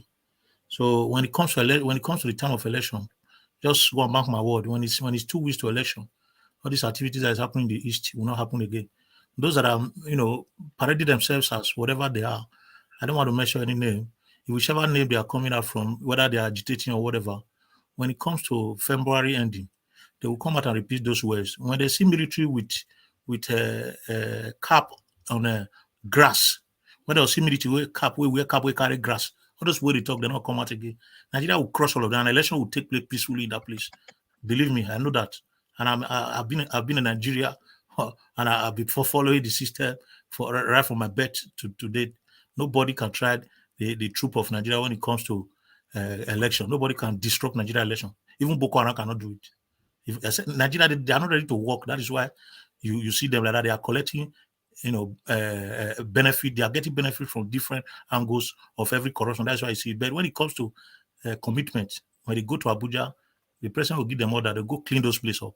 So we shouldn't be afraid. Election will take place everywhere, all over the country. Go and mark the day. So I would say that the G5, to me, let us not be distracted by certain important things, because when it comes to politics, most especially Nigeria politics, if you be following the trend of politics in Nigeria, you will know that the issue of zoning is very, very important. The G5, some people are seeing the G5 as distraction, but it's not.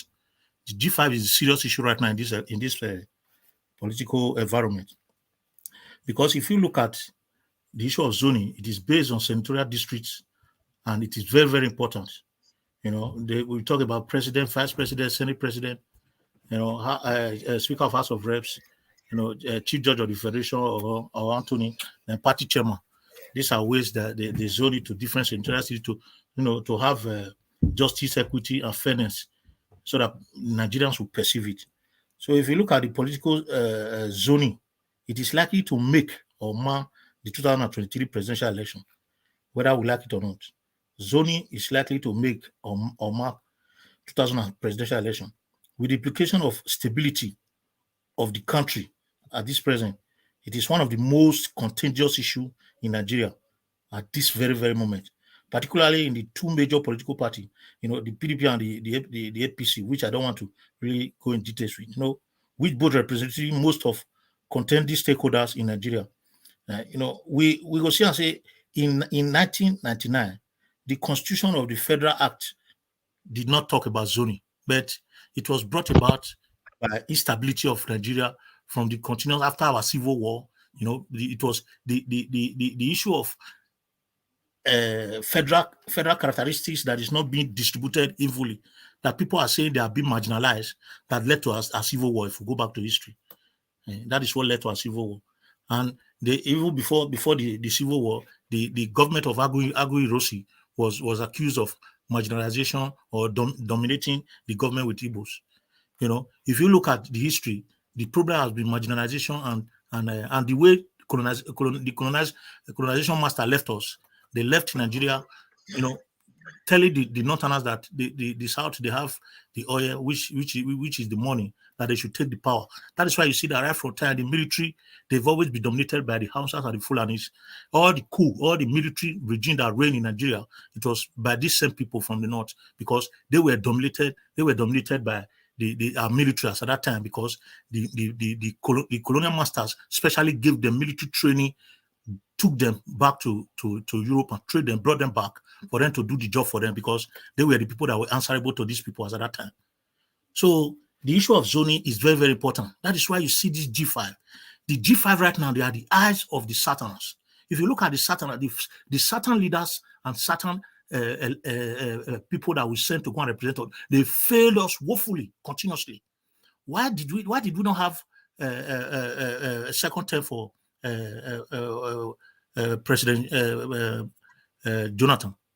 Because when Obasanjo came, he spent 8 years. The power was made to go back to the north, which his blessed memory, Yaradua, was given that power, and he died because of his ill-health nature. When he died, then automatically the vice president need to be sworn in, because the South was made to be the vice president, and he was sworn in. You can see the agitation that was taking place right from the time that it was the power of the north that President Jonathan was using. Even he struggled to win that first term that he spent 4 years, that made it complete that 6 years, if we go back to history. So they made sure that he didn't come for the second term to spend 10 years, because it will now be totally 18 years with the South. So the issue of zoning can never be overemphasized in Nigeria if we want stability. So these G5 governors that you are looking at, that they are not doing anything, they are the powerhouse of certain people right now, because the Northern has been able to make us to understand that they can do whatever they want. Bringing up for PDP, for Atiku Abubakar to come out and say PDP must repeat a Northern candidate is an eye opener to the Southerners to show to us that we can be manipulated by these Northerners. So these G5 people, they are not. That is why you see Wike overemphasizing it with pains and agony, telling Nigerians that we are being cheated, oppressed, and marginalized. And there is nothing that is as painful as anything in that. Discriminating you in your whole land. There is nothing that is as painful. When you say due process, everybody must follow it. And when you don't follow due process, you are calling for chaos, anarchy, and disruption of any system that you are putting in. So nobody should ever say that G5 is a distraction. G5 is the hope right now. Imagine if we are able to, if Labour Party is able to work on G5 and get them as a Labour Party to work for them, as Labour Party work for our principal Peter Obi. You don't know that the kind of change that is going to make. G5, they are governors of the state. They are the chief security of their states. You cannot overemphasize or commonize a chief security of a state in an election. He owns everything. He can do or not do. He can place order. He can say, okay, this is what will happen. They can shoot 10, 15 people at a time. They will cover it up. No case. See what is happening in Nigeria. People are dying every day. Nobody's saying anything. They are saying no government. No government. They are not no government. People are doing this thing. Let us be wise. G5 is not a distraction. G5 is the power that we have now. Our prayer should be that the G5 should be annexed to Labour Party. And my prayer every day is that the Kwankwasoy movement should realize on time, very, very fast, that it is the turn of the Southerners to become president, and precisely it is the time of the Igbos to become president if they want stability in Nigeria. And the Kwankwasoy, I can see that with what I'm listening to, I can see that the Kwankwasoy movement, they are trying to form a merger. And they will form merger with nobody but Peter Obi. And if Kwankwasoy movement form a merger with Peter Obi, and we are able to have that G5, it's going to be a landslide.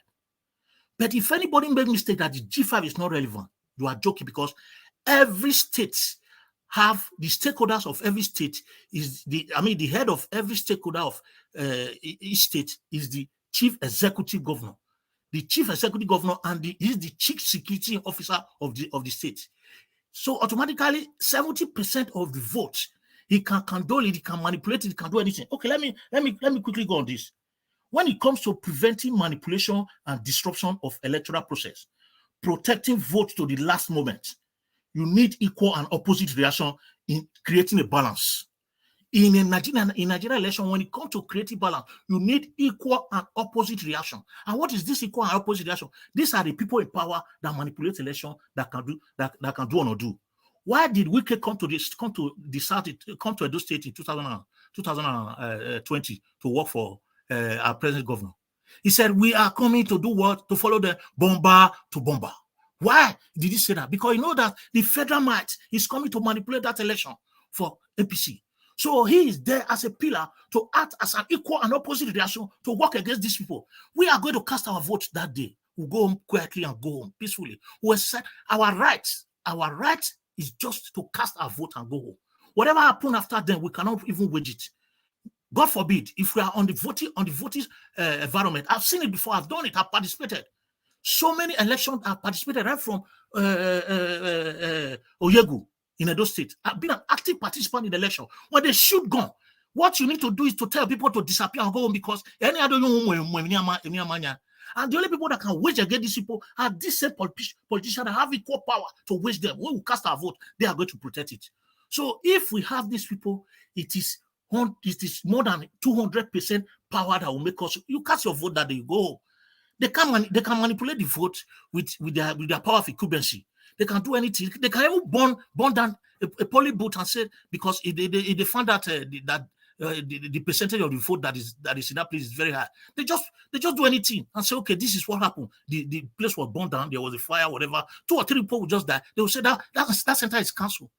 The only people that can stop all these things is those that have equal and opposite reaction to stop them. So let us not see the G5 as a distraction at all. I feel very, very sorry for a person like Wike. He's one man standing for the South side, but we never know. May God bless him anywhere. If he dies tomorrow, God will take him straight to heaven. No man like Wike in Nigeria right now.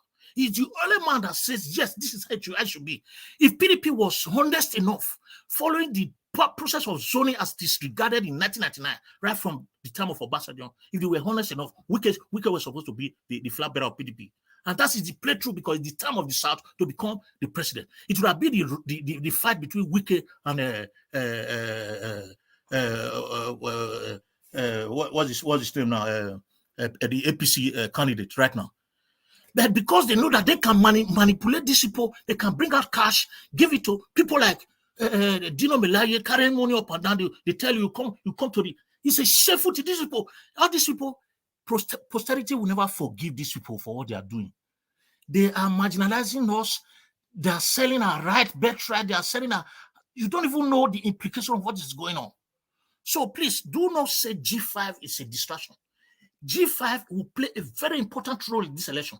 And if Atiku lose G5, Atiku will go nowhere. Atiku will never get 50% of his votes.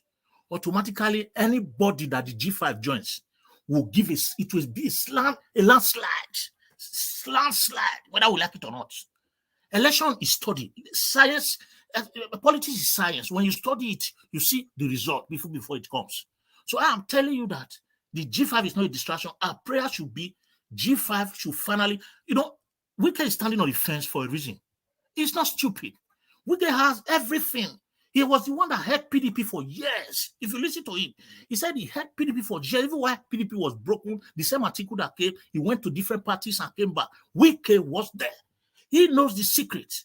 But right now, this is the time for them to pay him back. They mess him up. Many of our South leaders, they collected money and messed these guys up. And he is with some governors that says, okay, justice must be done to zoning and equity. Then people are saying that they are distraction. No, come on. They are not distraction. Let us pray at the dire minute that these people should come and support Labour Party and the Kwankwasoe movement. That is the only way we can get landslide, because when you cast your vote and go home, certain things happen. Many things do take place before the results. Be very careful, because we don't even know that the electoral process right now, whether the electoral vote that they are going to use, whether they are going to use it to the final stage, because you've seen the INEC officials saying that if you don't have PVC, you cannot vote. If your machine is not working, there's a way they can manipulate it. That is the way they will manipulate this election.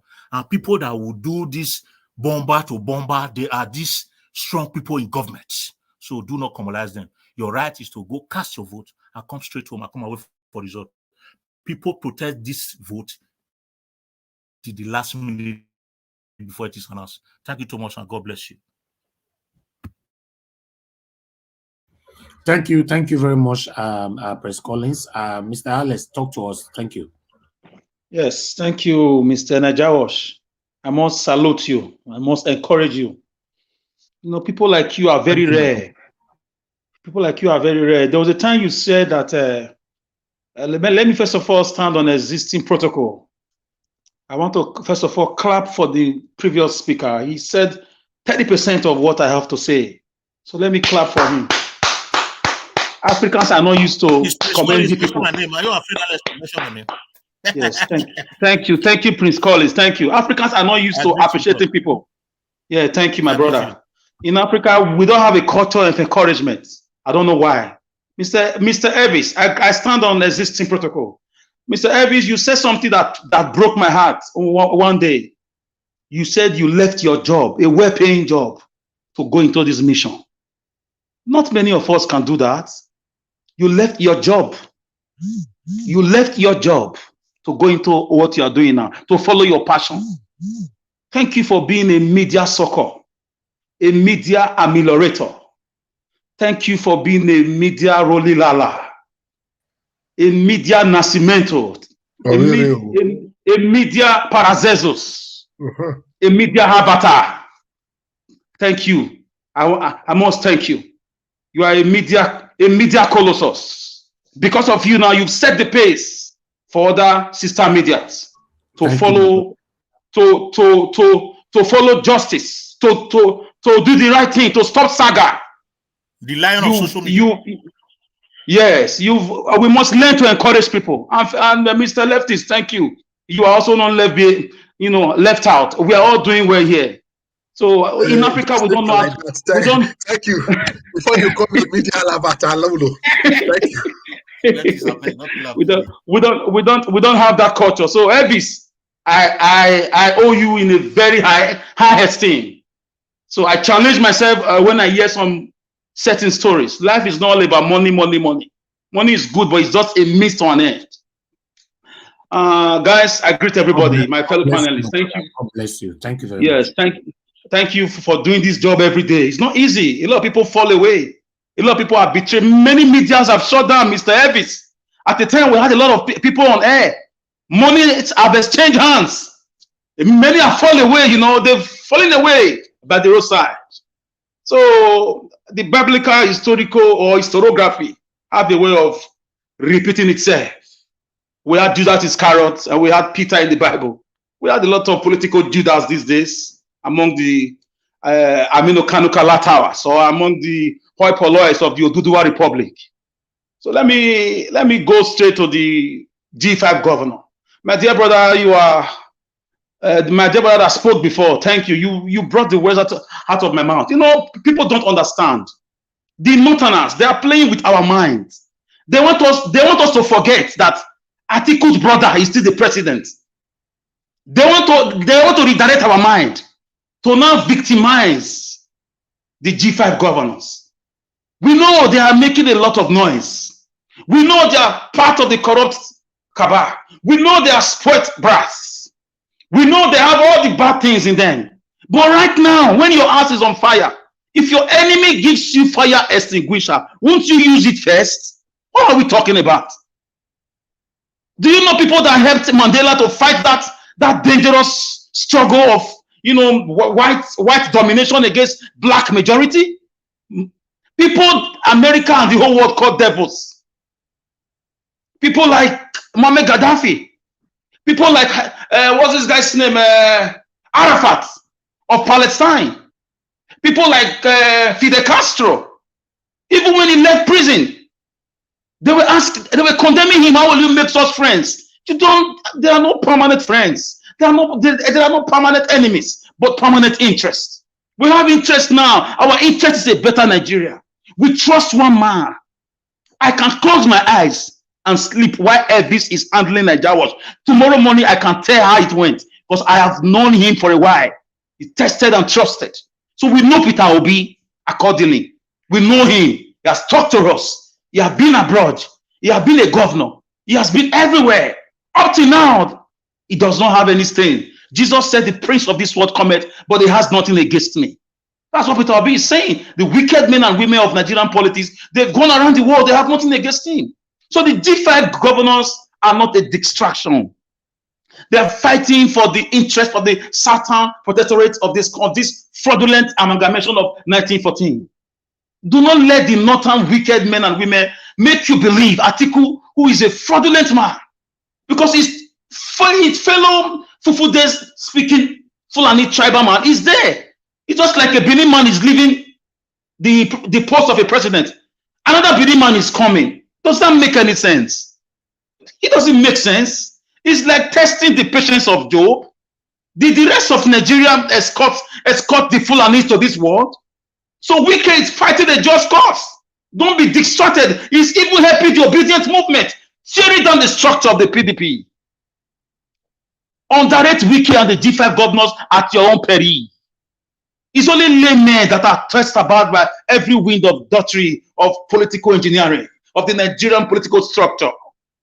So Wike, for me, and his G5, they are doing well. They are fighting for equity.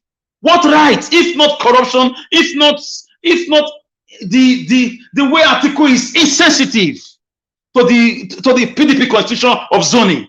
The Nigerian constitution almost spoke about federal character.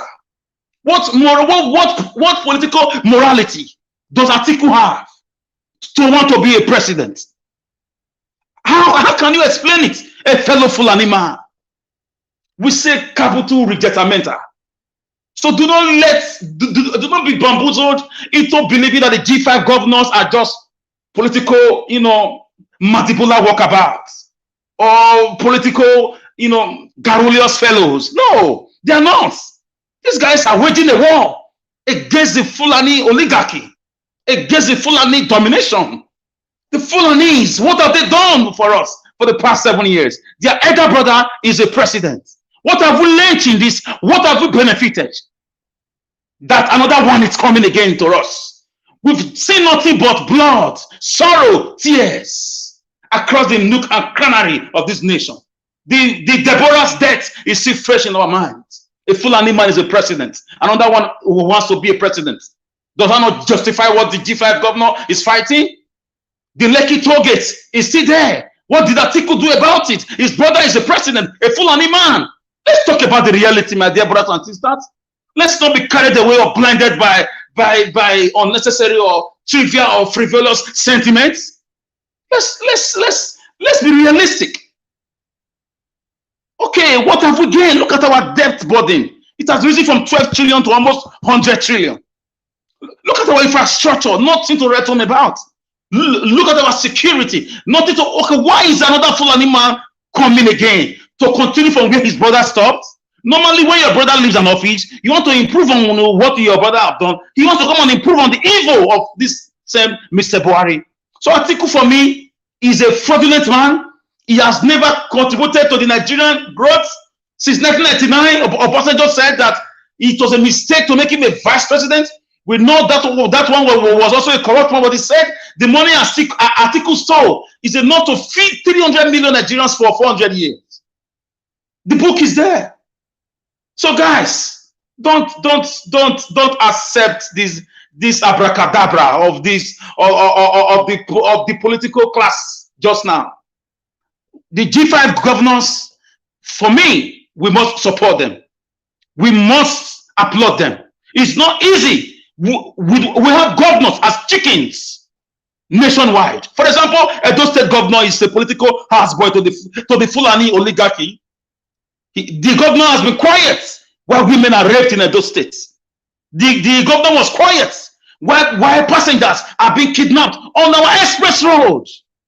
Pictures and videos are flying about everywhere about the killings, massive killing, invasion. We were taught about the invasion 1897. No, we have another invasion 2020 in Edo State, orchestrated by the Fulanis in Abuja, assisted by Edo State governor and Edo State son, a Benin son for that matter.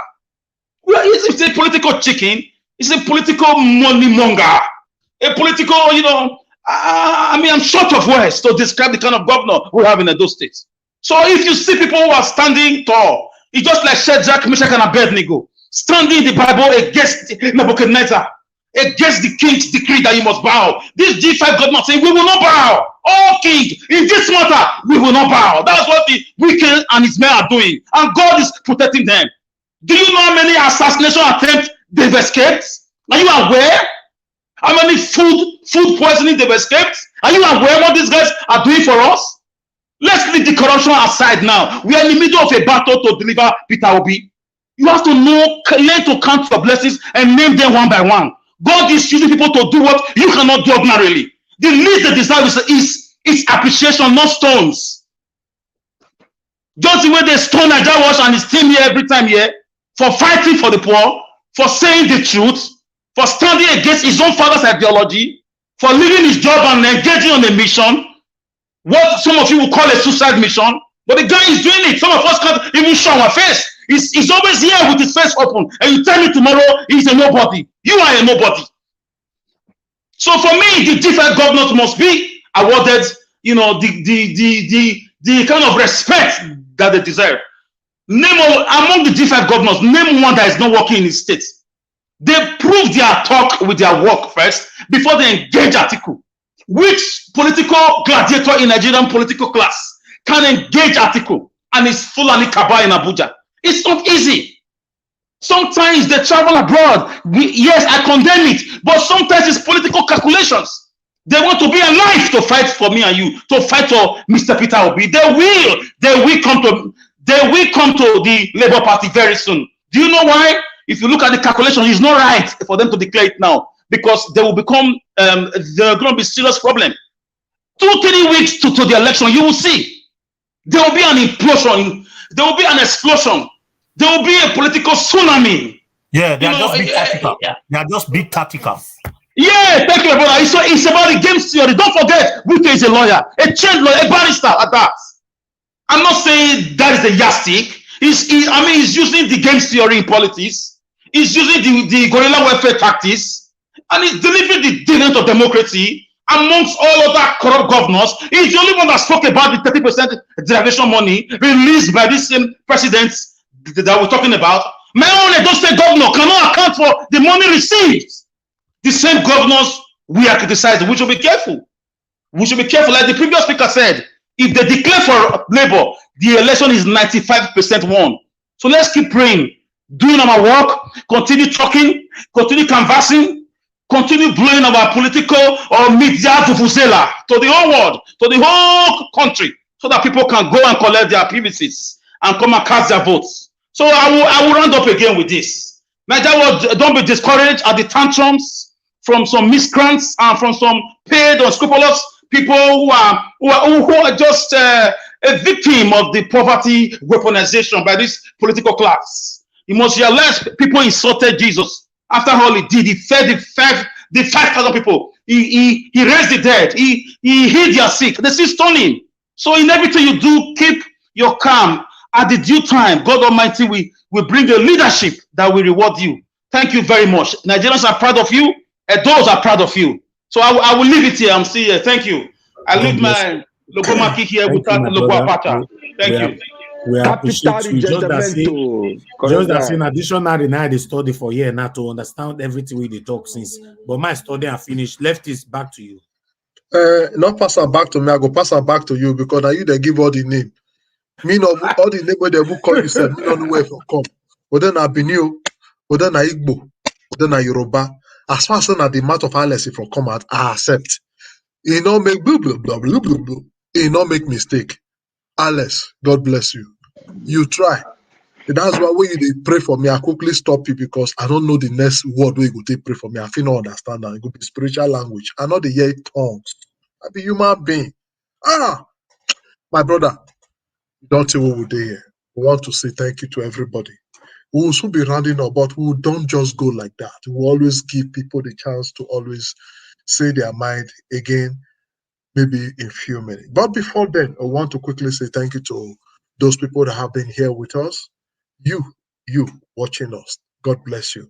I want to say thank you to the few people that did super chat today. I know say the new year where would they enter, that will shower us with better blessing. I trust my committee people. I want to say thank you to Grant. Yes, I want to say thank you to Charles. I want to say thank you to Grant again. I want to say thank you to Emma Trillion again. Yes, we say thank you very much for this super chat support we will give us. And again, few people just calling as the matter they hot. So we will say thank you to those people we first call. Mr. Noe, say thank you. Society from Spain, thank you. Mr. Pius, we say thank you. Mr. Harry from Toronto, we say thank you. The one person call, I don't think getting in, that be the 5th person we call, but you know yourself.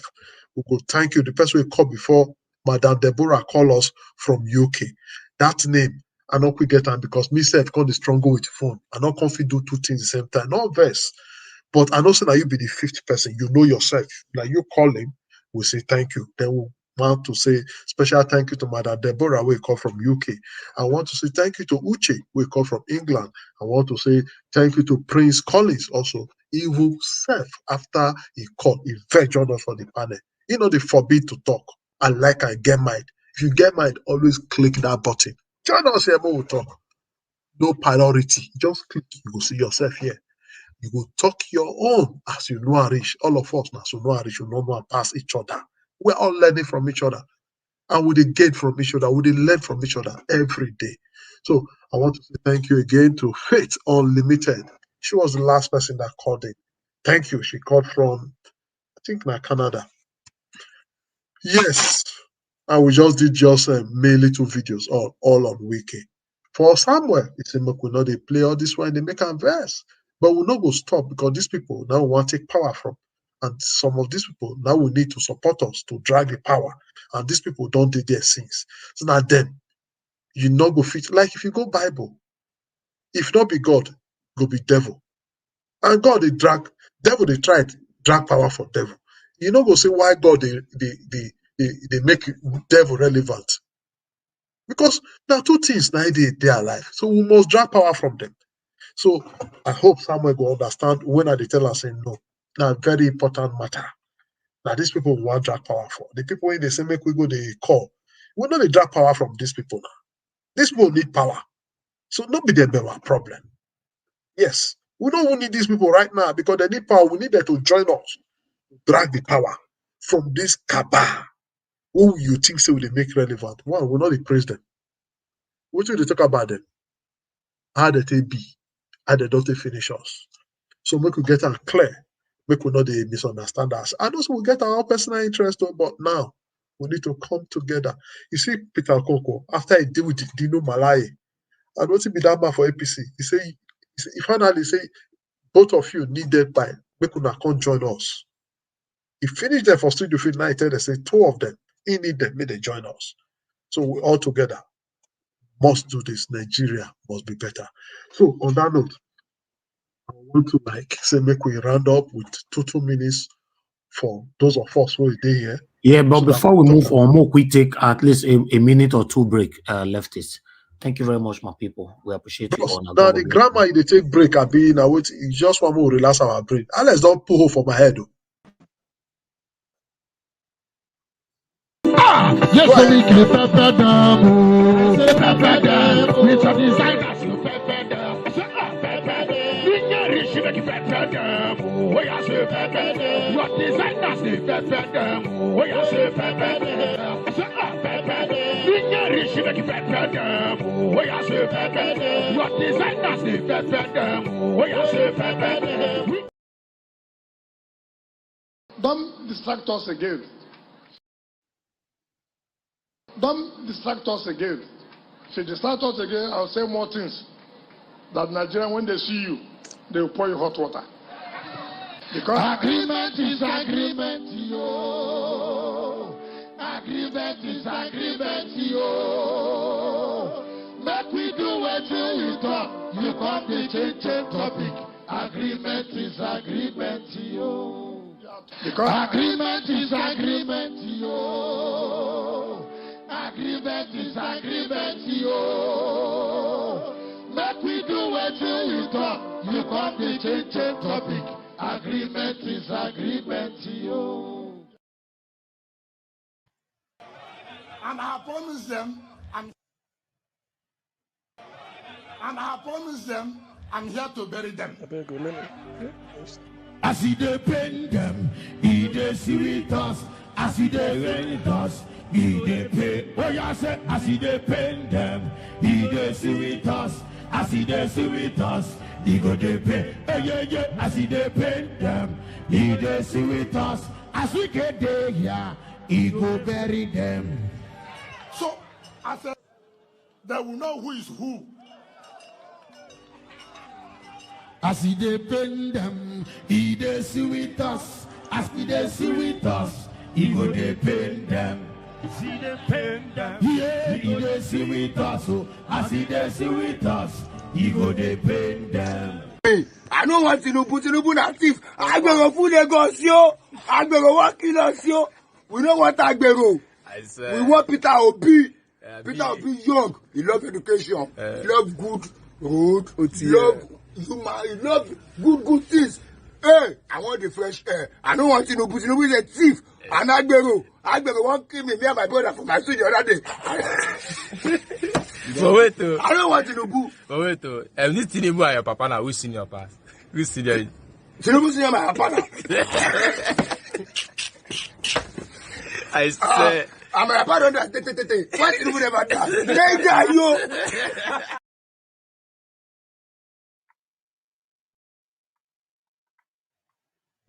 All right, thank you very much, my people. That is the end of the break. Left is back to you.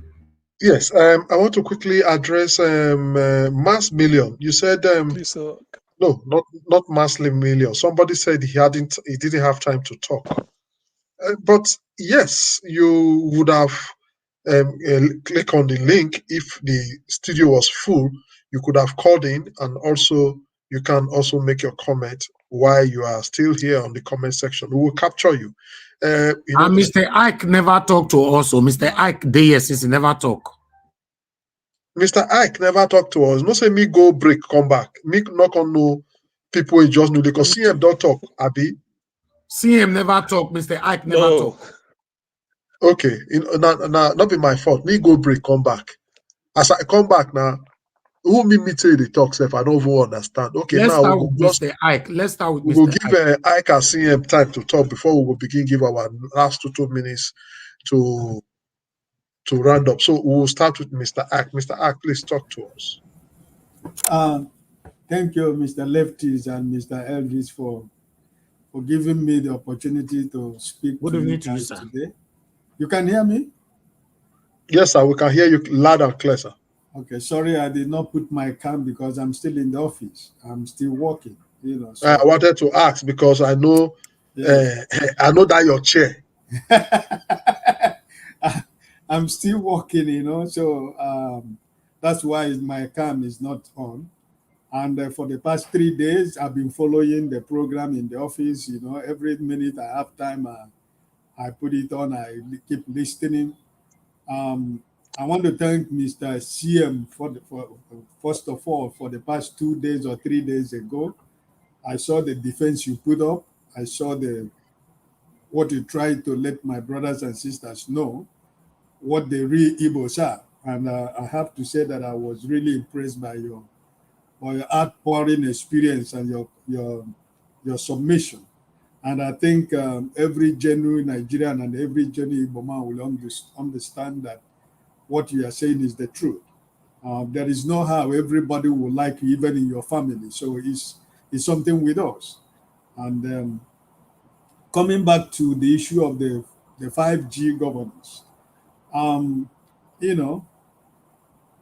listen, each and every one of us can be 5G governors. All we need is people to vote and make Obi win. We can form our own 5G. Every one of us will form our own 5G group, and those 5 people form another 5.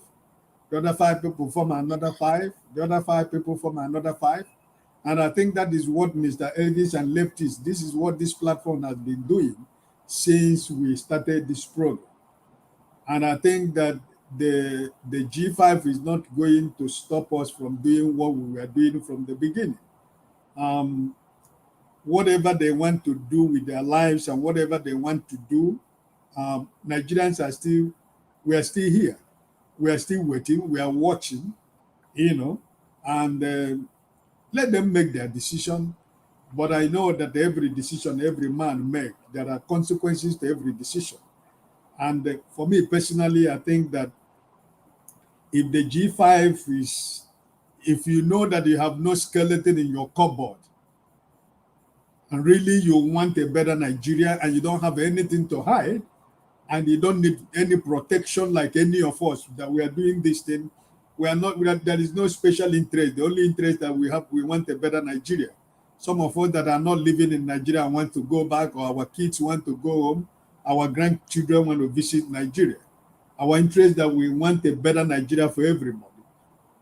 Our interest that we want a system where every system is working for everybody, where the son or daughter of nobody can become president of Nigeria. That is the interest of all of us here. So if these 5G governors feel that they don't have any skeleton in their cupboard, if they don't need any special protection, what is all this drama? Because I call it drama. You know, why the drama from Lagos to Nigeria, from Nigeria to London, London to Abuja, Abuja to Akwa Ibom? It doesn't, I don't know why, what is it all about? You know, so, and I know that Mr. Peter Obi and his Labour Party and the Labour members are very smart people. He's not being distracted by what is going on. You know, maybe there is an underground work that is going on, but also let us not be distracted. Let us watch them and let us not continue what we are doing. 5 people talk to 5 people, 5 people talk to 5 people, 5 people talk to 5 people. This is what we are here for. And you and the Elvis and your group, God is watching, and God have seen your heart for a better Nigeria. God have seen the sacrifices you people are making, and everybody in this platform, one way or the other, we are making sacrifices. We are making decisions, even though we are not in Nigeria, but we're making decisions that is affecting a lot of people, that is touching the minds of people all over the world, more especially in our country. Like in this December, I said it about last month. I told you guys that in my family, no Christmas for anybody. My blood brothers and sisters and nephews, there is no single person that got anyone dying from me this December. And I made it very clear the reason why. And if you need anything for me, you got to prove it to me. Not only you show me your PVC, but on the February that day you vote, you go and tell me, uncle, I have voted, brother, I have voted. Then if I have anything for you that I didn't give you in December, New Year, that's when you get it. It's not a sign of punishment. If it has to do with somebody is sick, that's something different. Or there is an emergency in the family that they cannot handle, that is different. But as long as this cause is concerned, I am ready to tell you, forget about our friendship, forget about our brotherhood. You got to do what you got to do, because the suffering is you that is suffering, not me, because I'm not in Nigeria. It's you that when you collect 5,000 naira and show your conscience, it's you who come back tomorrow and say, uncle, send me money. Sister, send me money, because things are very hard in Nigeria. This is an opportunity all of us have to make a change in Nigeria. And we got to do what we got to do. So I am standing on my ground of goodbye. No matter whosoever it is, friends, anywhere. The people in the Nigeria, some of my friends who are living in Mali, hey, my friend, no Christmas for us. I say, you're going to Nigeria. I say, do you have your PVC? Are you going to vote until February? Anybody that have a relationship with Mr. Ike, I am telling you as I'm speaking to you, no dying for nobody. Unless there is somebody that is sick and there is a need that they cannot do anything. Then if I have anything from my family to help, I will. But anything outside that, until February, I'm not listening to nobody. Because this is a cause that I put everything into it. We are doing everything humanly possible to make sure that we have a better Nigeria. And the people we are trying to fight for, some of them that we are trying to protect, are playing the other side, looking for where they have to say their conscience, say their vote, get 5,000, get a cup of rice, get a packet of Maggi, and when you eat it for one day, your trouble continues. So please, I am happy, and I am still happy that God's hand is what we are doing. Elvis and lefties, God's hand is what you guys are doing.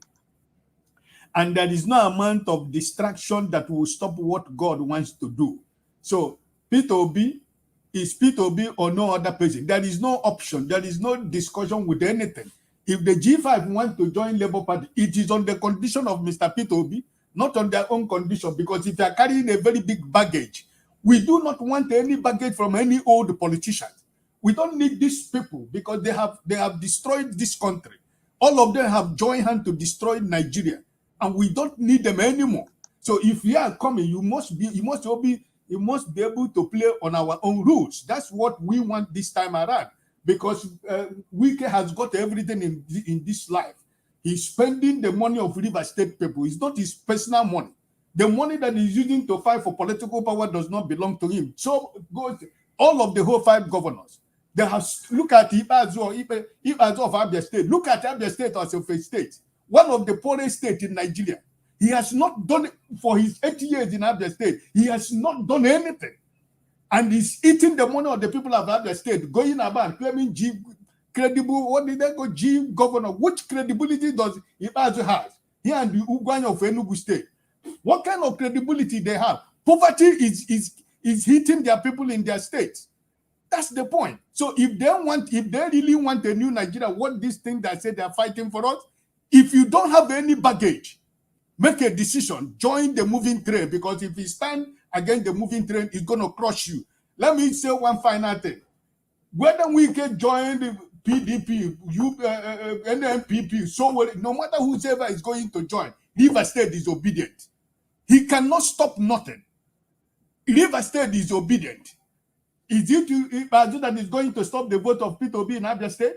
Or is it Ugwanya is going to stop the vote of P2B in Enugu State? They don't have even the political tentacle to do that. So if they want to join the moving train, they should come clean. Let us stop playing the minds of people. We have just few months to the election. 2 months, about 2 months to the election. What is the game are they playing? What are they fighting for? What interest? What security do you need?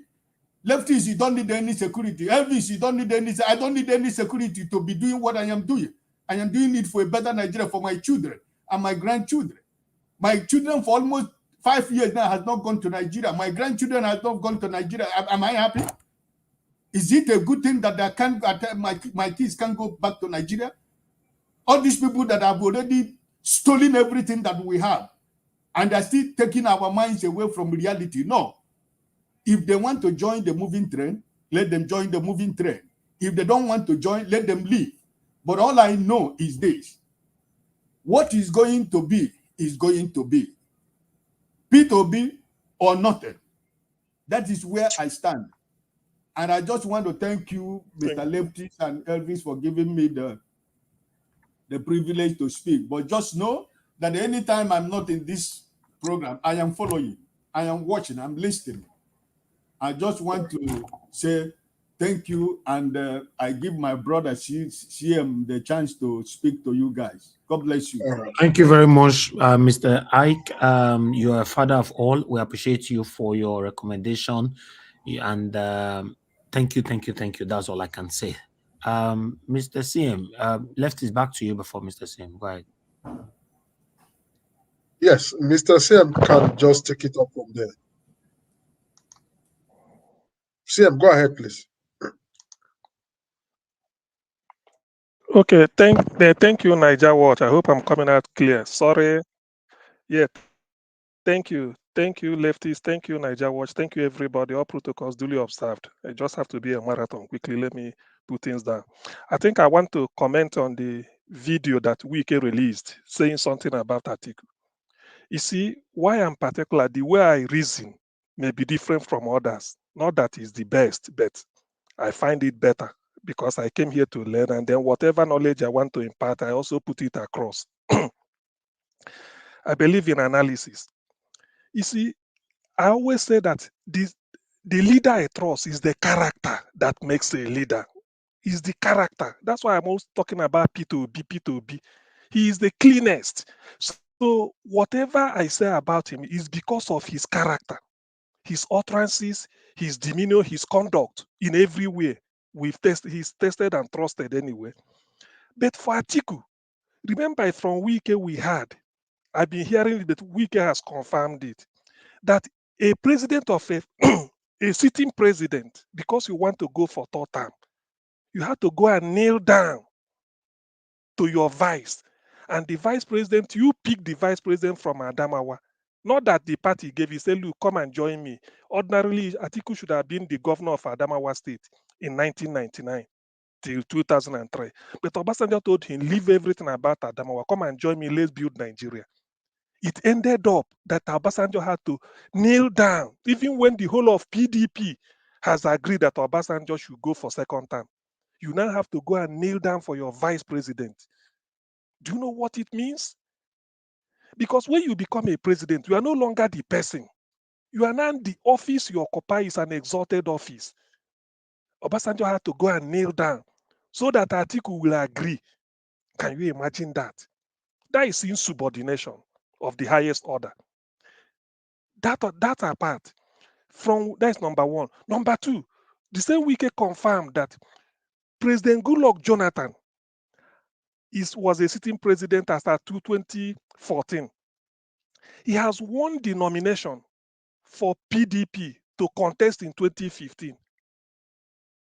Because Atiku has wanted to go to APC, Atiku is not the vice president then, so Goodluck can only talk to him as a party, maybe elder. He said, come and join me. Atiku left for London.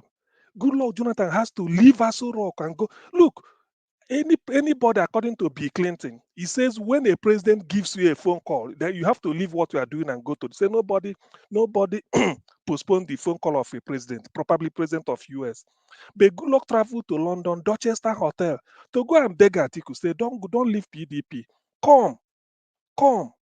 Let us build let us build PDP. Don't leave. Atiku gave a condition. The condition being that he, Goodluck, will relinquish the ticket so that he, Atiku, will contest. Already he gave Obasanjo a condition that for you to contest, you must remove Tony Aneni from PCC, Presidential Campaign Council then, and then remove him from being the minister of whatever. Can you imagine telling a president? Now, the third one, which happened before us, is this. Atiku stood on Arewak, what the conference they held. Obi there, spoke to them. I think Tinubu was there too. It was there Atiku said, don't vote for Igbo man, and don't vote for Yoruba man. What does that tell you about that person, Atiku, as a character, to become the president of Nigeria? That man will be worse than Abacha. You are not, but you are controlling you. And then not a said for you to you gave a condition, and that condition being so it needed second time. The same thing with Goodluck Jonathan, telling somebody to relinquish his position for you before you can be able to come back to PDP. You see, I don't know how people analyze issues, but to me, that has nailed it for Atiku. Whether he's going to be when he comes in, he turn Nigeria to Dubai overnight, that is immaterial to me. Character makes a leader. If as a leader you can't carry yourself, you can't be humble before a constituted authority. You are not yet a leader. You must know where your pride on your sleeve. So what Wike said, because Wike knew that they're after him. That's why he said, even if I die today, I didn't die early. So I can as well die. But this is a character of Atiku. That was why Obasanjo regretted and said what he said. Jonathan, being a gentleman, doesn't want to open up on his encounter with Atiku. Probably he will open up in future. So all these things are happening. I'm not saying that because of so that G5 will support P2B. P2B's victory is already written before the gods. Of course, the gods are wise. All these things they are doing, whether they do anything or whether they do up or do down, that is immaterial. And that brings me to the video which they showed before. Somebody saying people are lodging in a hotel in GRA Ikeja. I had it on my different WhatsApp group. We've been discussing it. You see, what they are trying to do is to paint a picture that the Southeast will not vote. That is a lie. Whenever I used to tell people, I say, look, the structure of IPOB, just let me use it, has mandated Chike Dozien to put it in writing that they did not tell anybody to boycott any election. So you can imagine this our fifth columnist. He has said it. Nnamdi Kanu knows 2 reasons. I said it here. He said we can never stop election because the small mileage we are getting, the sympathy we are getting from international community, the moment you boycott election, that you are no longer being democratic. You are no longer non-violent. Leave people if they want to vote. Let them vote. If you don't want to vote, don't vote. That's what Nnamdi Kanu said. And that was exactly why That was exactly why he then said, I know that their vote won't count, so let me allow them. After all, they will rig it. So under Nnamdi Kanu, they have never stopped the election in the southeast. Let the person come and challenge me. They have never. So all these things they are doing is PDP and APC are in cahoots, trying to cause confusion and then bring one type of narrative that will make it seem as if the people, if you go to the grassroots and ask anybody, they are waiting for P2B. People are suffering. A bag of rice over 50,000. Who will bring it down? Who will bring it down? Because all this economic theory they will be propounding, they do this, they do this. If you wake up in the morning and the price of rice, a bag of rice is rising, you've not done anything. Petrol is rising, even if they have to go and queue. People are suffering. So who will change it? That is what will be stake, and people have seen it. So all these things that's what I'm trying to say. People, no, let nobody be discouraged. Obi is coasting home to victory. The only thing that can stop Obi, the only force capable, is INEC if they allow rigging. Without it, there's no two way about it. I keep saying it and I stand on it. Without that, without INEC colluding with whatever this agent of darkness or the princes and princesses of darkness, without INEC colluding with them, the deal is gone. I mean, the battle is won. Obi is an excellent candidate. He has demonstrated it very clean. There is nothing you can attach to him.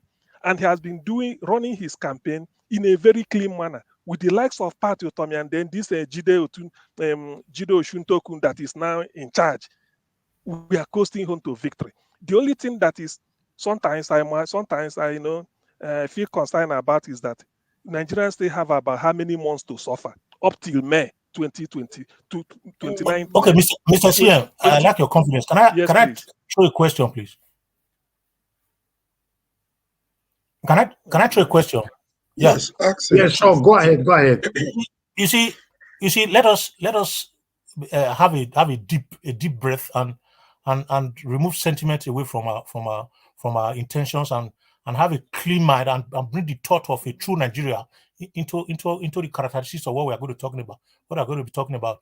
Do you, in your whole fairness, with your heart, sincere heart, do you believe that INEC will do the real thing without collecting a gunjab or bribe from these people to manipulate this election? Do you think INEC will sincerely do that?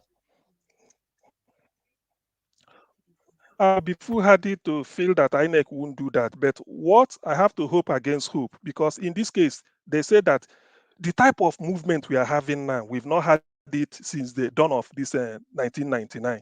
So what I'm trying to, by saying this, also sort of pleading with INEC to be part of history, to be good neighbors to Nigerians, in the sense that let them say for the first time, look, there is suffering up and down the country, east and west. How do you solve it? Give the people their wish. It doesn't mean if P2B said, I will take responsibility for whatever happens. Hold me responsible. No leader has ever said this. Sometimes I marvel when I hear this. I say, does this man know what he's getting into? But then he knows better than I do. He has seen further. So the simple answer to your question is that I will be stupid. I thought I will be foolhardy to say that yes, INEC is 100%. I mean, I guarantee that INEC won't do anything. They will do, but I'm trying to sort of, by what we are doing here, by the lecture we give here and the way we learn and then analyze issues.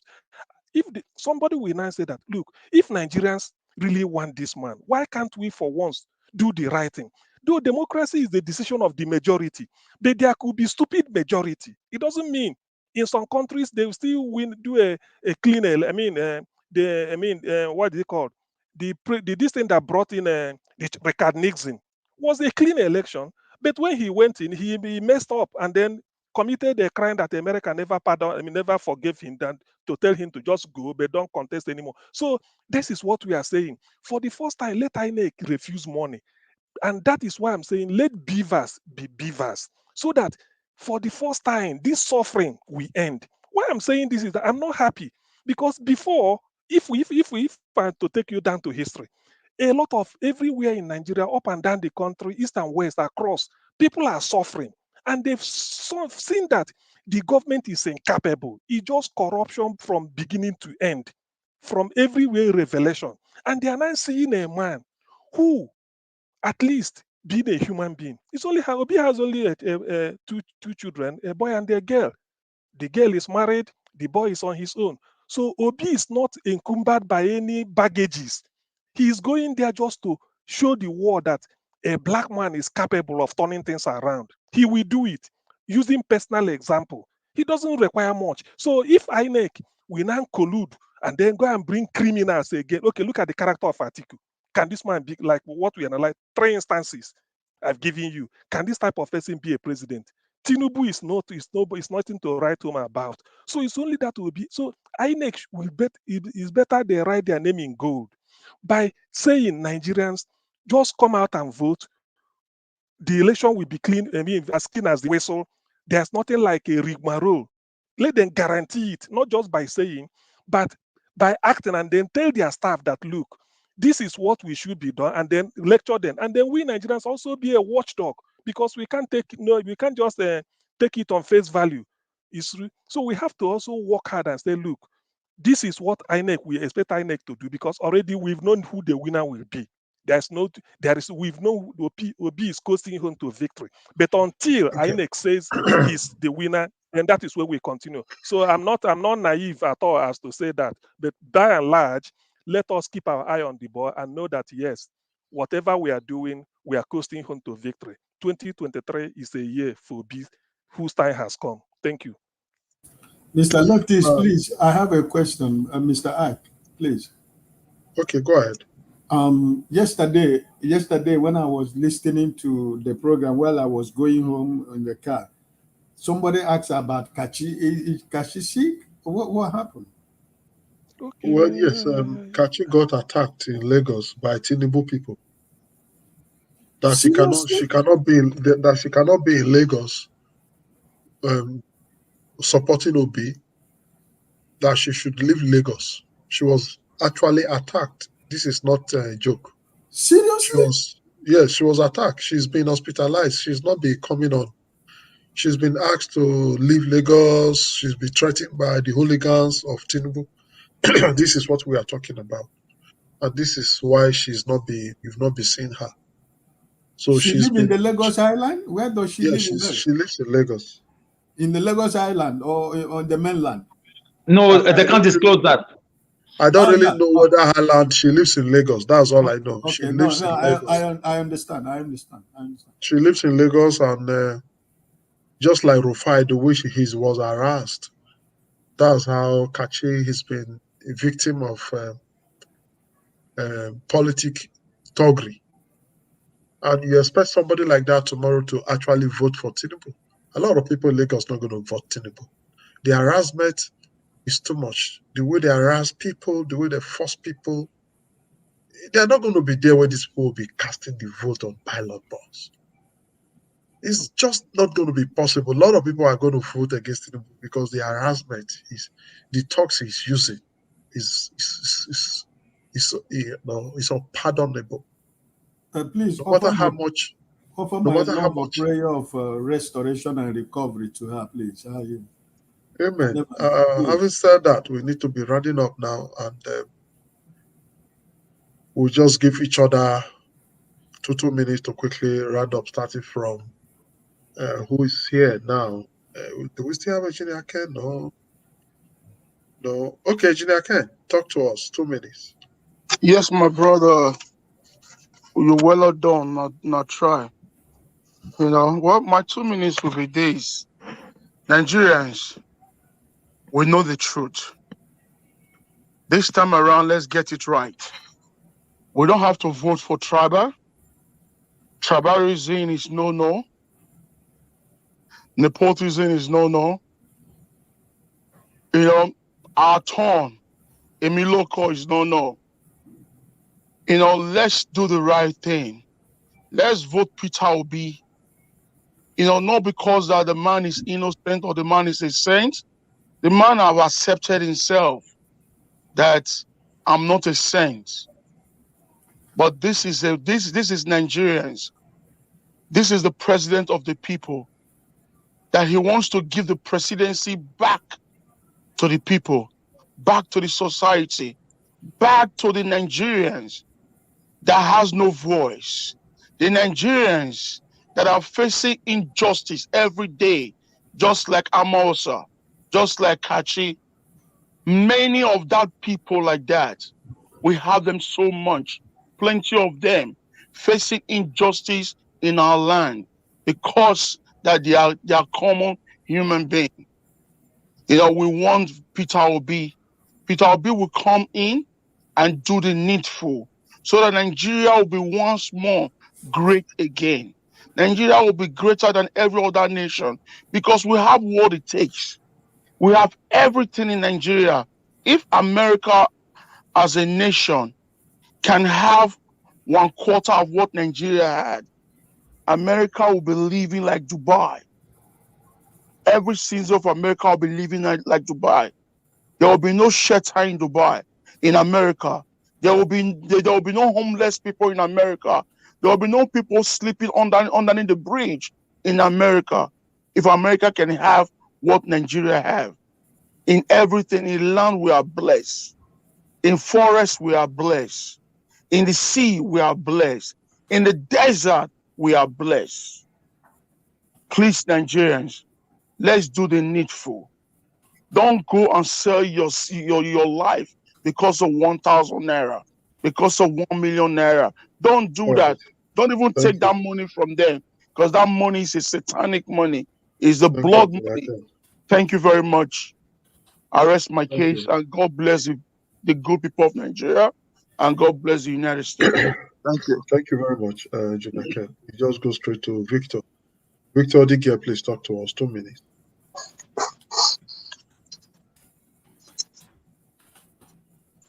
I'll thank Najawash once again for giving us this opportunity to speak to millions of people all over the world that are in Nigeria and to the black race as a whole. Like the word that goes said, if Nigeria does not get it right, the black African race will never get it right. And I stick to that word. I believe in that word, and I will hold on to that word. That word will propel the Nigerian citizen wherever they go, anywhere they are to propel them to wherever they are. And I want to speak concerning everything that CM has spoken. CM has spoken exactly what's in my mind. I give kudos to him. I thank him for bringing those words out. I want to say thank you to Mr. Alex too. Mr. Alex, you almost take me out of my chair, but I stick to my chair because I know I have the capacity to take every word you have spoken. And I thank you for bringing those words out. Thank you very much. You have spoken my heart too.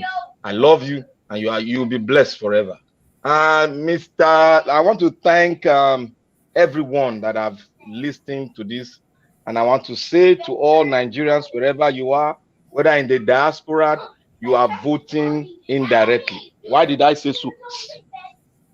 Why did I say so? You have the capability and the capacity to speak to Nigerians in Nigeria to vote the right person.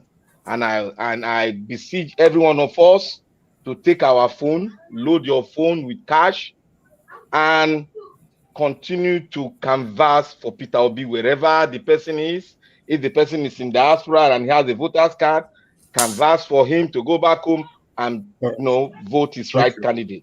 Thank you, everyone. Thank you, Nigeria. Nigeria will be great again with Peter Obi. Thank you very much. Madam Oyas Connors. Yeah, thank you very much again for another wonderful session. I'm just going to say, I'm going to keep mine really brief. Let's keep our eye on the ball. The focus, the goal is Peter the Rock Obi. Nothing else. Nothing added, nothing taken away. Let's keep our eyes on that. And also, let's also speak to our better selves. Let's speak to the creator within us. Anyone who has interest, anyone who really believes in lifting up people and interested in serving the people, make your interest known. We need good people on the ground. There's only so much Peter the Rock Obi can do. So thank you once again and have a great rest of the day. All right, thank you very much. I think Alice. Yes, Mr. Leftis, thank you. Thank you, Mr. Najawash, once again, and my fellow panelists. I want to tell this media synagogue, these are our media synagogue, that is, media church, where we come to fellowship, that come next year, should there be a perceived manipulation of the elections, it's going to be a total fiasco. There will be war. Have that in mind. There will be war. It's not just what anybody can avoid. It will be a revenge of the NSAS. Rwanda genocide will be like so small, but it's going to be a target of the political class. We're not praying for that. So they should allow democracy to reign supreme. They should allow the people, the power in the people, to surpass the people in power. Cannot continue in this economic catatoria or, security anomy. We can't continue like this, where children are born in darkness. There is no electricity. Our people in diaspora can't come home. It's a total mess. These guys, they should be killing themselves like leaders are doing in some countries. Kill yourself, Mr. Atiku. Take poison and kill yourself. Mr. Buhari, whether it's fake or Jubril, I don't care. Tinubu should end his life and apologize to Nigerians, all of them. Because leaders in some countries, especially in the Asia Tigers, they kill themselves when they fail instead of going to jail or being killed. So for me, there's going to be a big problem. It's going to be a total debacle. It's going to be a date with history next 2 months presidential elections. Should it be allowed to go free and fair as we are, promulgating it to be? We already know that Obi has won already. So let's continue to put pressure. Let's continue to bombard the airways and even those on land. And like somebody once said, we should identify people on our local government who can be at the scene to record the trend of events and report to us so we can cover it live. I trust Nigeria Watch. Nigeria Watch is going to be nearly everywhere on that day because Nigeria Watch has become advantageously become ubiquitous. It's everywhere. So I believe in his media reportage. So with that, I would have to say good night, everybody. Thank you. All right, thank you very much, Mr. Alex. We just go to Prince Collins. Prince Collins, please talk to him.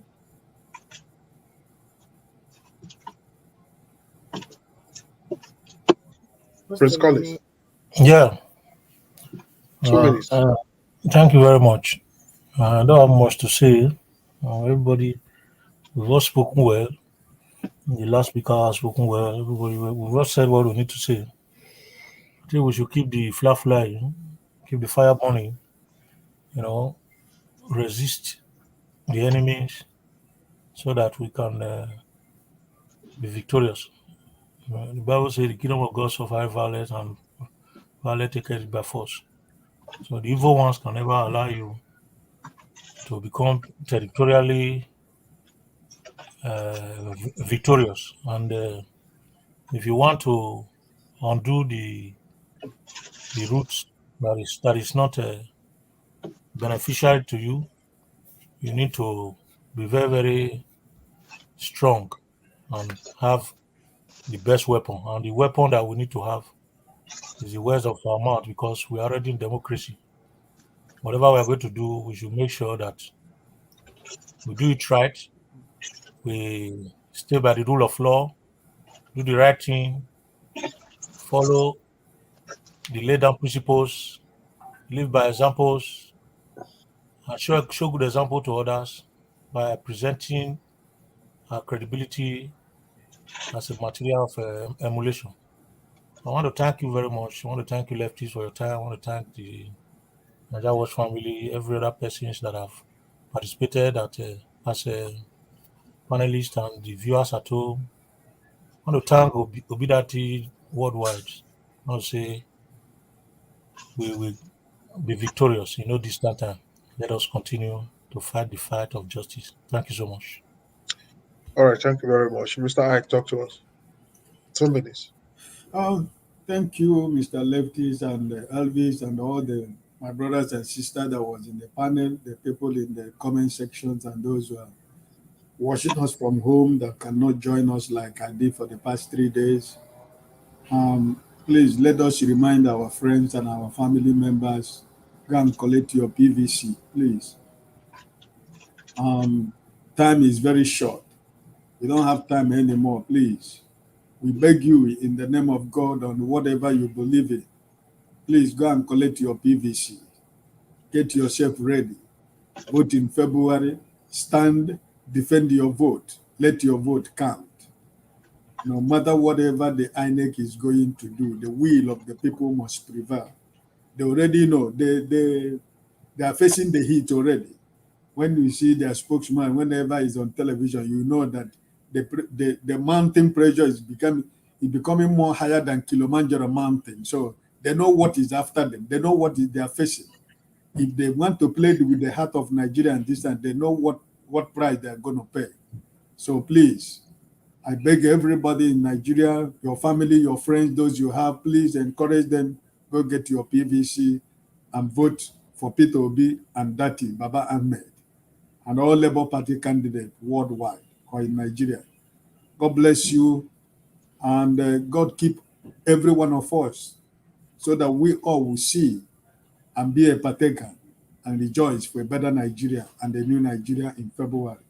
God bless you and have a blessed night for everybody. Thank you And very see you much. tomorrow. Thank you very much. Mr. CM.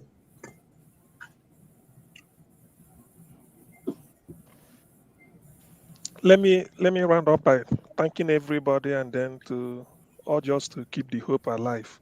Forget about these things. Whatever is happening politically on the scene now is just mere drama. It can never change an idea whose time has come. We will go home to victory. Whether they like it or not, Obi is becoming the next president of Nigeria. Not for his own sake, for the sake of over 130 million people trapped in poverty. God can never forsake them. So there must be an answer to the plan, and Obi is the man to rewrite the wrongs. Thank you very much. Good night, everybody. Yes, with that, I want to say thank you to all of us today that have been part of this broadcast today.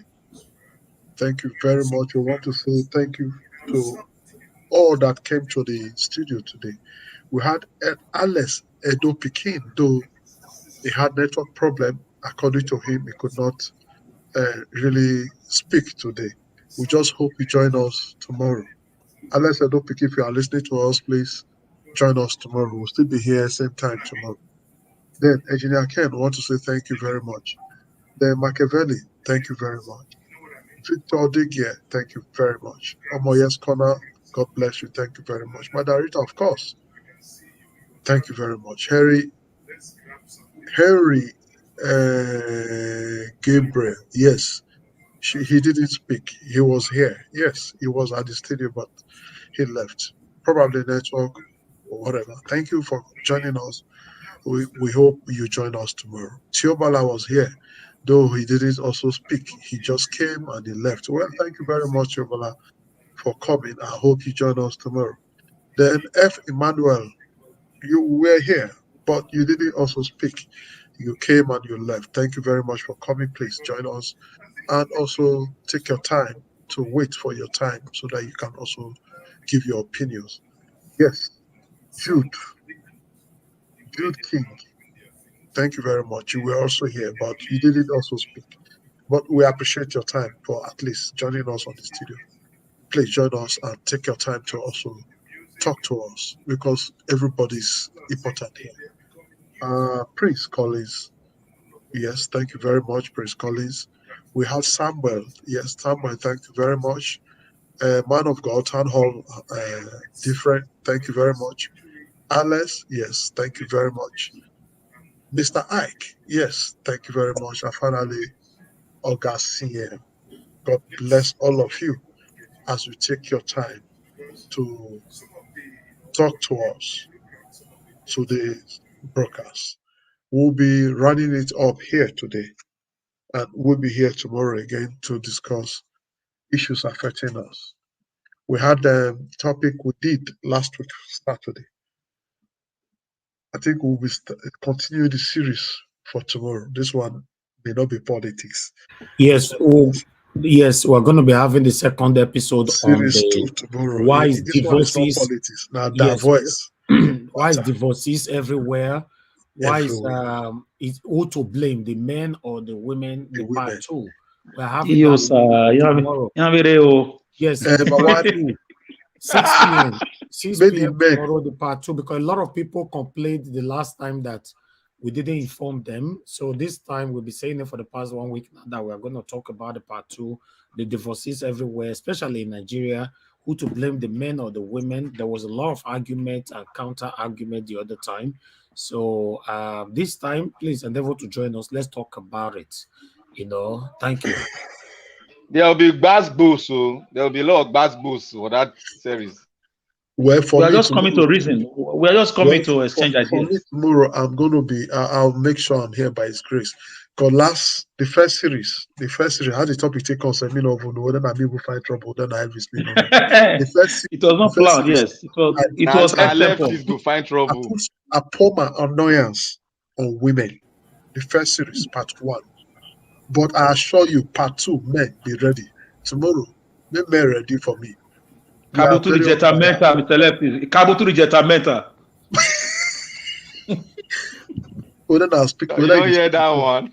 Whether they speak in tongues, we are going to be expatiating on it tomorrow. Also talking about our tradition. How come many women don't follow our traditions anymore? Yes. And how come men are maltreating their wives?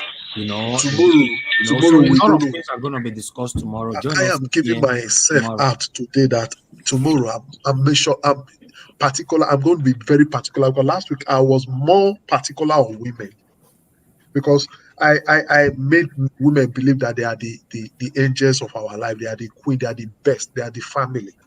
So I put all the blame on them, because whatever happens to them is their choice. But tomorrow, I think I'll be removing less blame from them and putting it in the crown of the man. So join us tomorrow as we're going to be talking about much of this tomorrow. So before then, that is it. Without giving our preamble, more I go to think tomorrow. Me not the think again. Just wake me up and start to the top. I know myself. Lefties, many women they plan wait for you for tomorrow. May you take time. Sir, I know they praise them now. They don't say no one is an agent. Sir, they don't come again. They join them. I did buy while they buy lefties, don't come for men tomorrow. Kabuturi Jeta Meta. Don't come for men. Sir, they don't just say no one be agent. I say we can see join them now. They want to push me again. And this one how they talk. Tomorrow when I go, when I change up for my hand, I'll follow them again. But no, tomorrow now men who are ready for us. Many of us, say when I first start last week, I start saying we not fair join. We not fair join because we just get our own for our body. We get our own for our body. We be problem. Men, tomorrow Mona wait for me. Especially Alice. Mona wait for me tomorrow. What did I do now? Mr. Then you go hear Pepe tomorrow, Alice. No, I may not. I will not come. I will watch. Okay, all right. I will watch. Well, I think that's where we're going to be drawing the curtain for today. See you guys tomorrow. Thank you for being part of us. Thank you very much.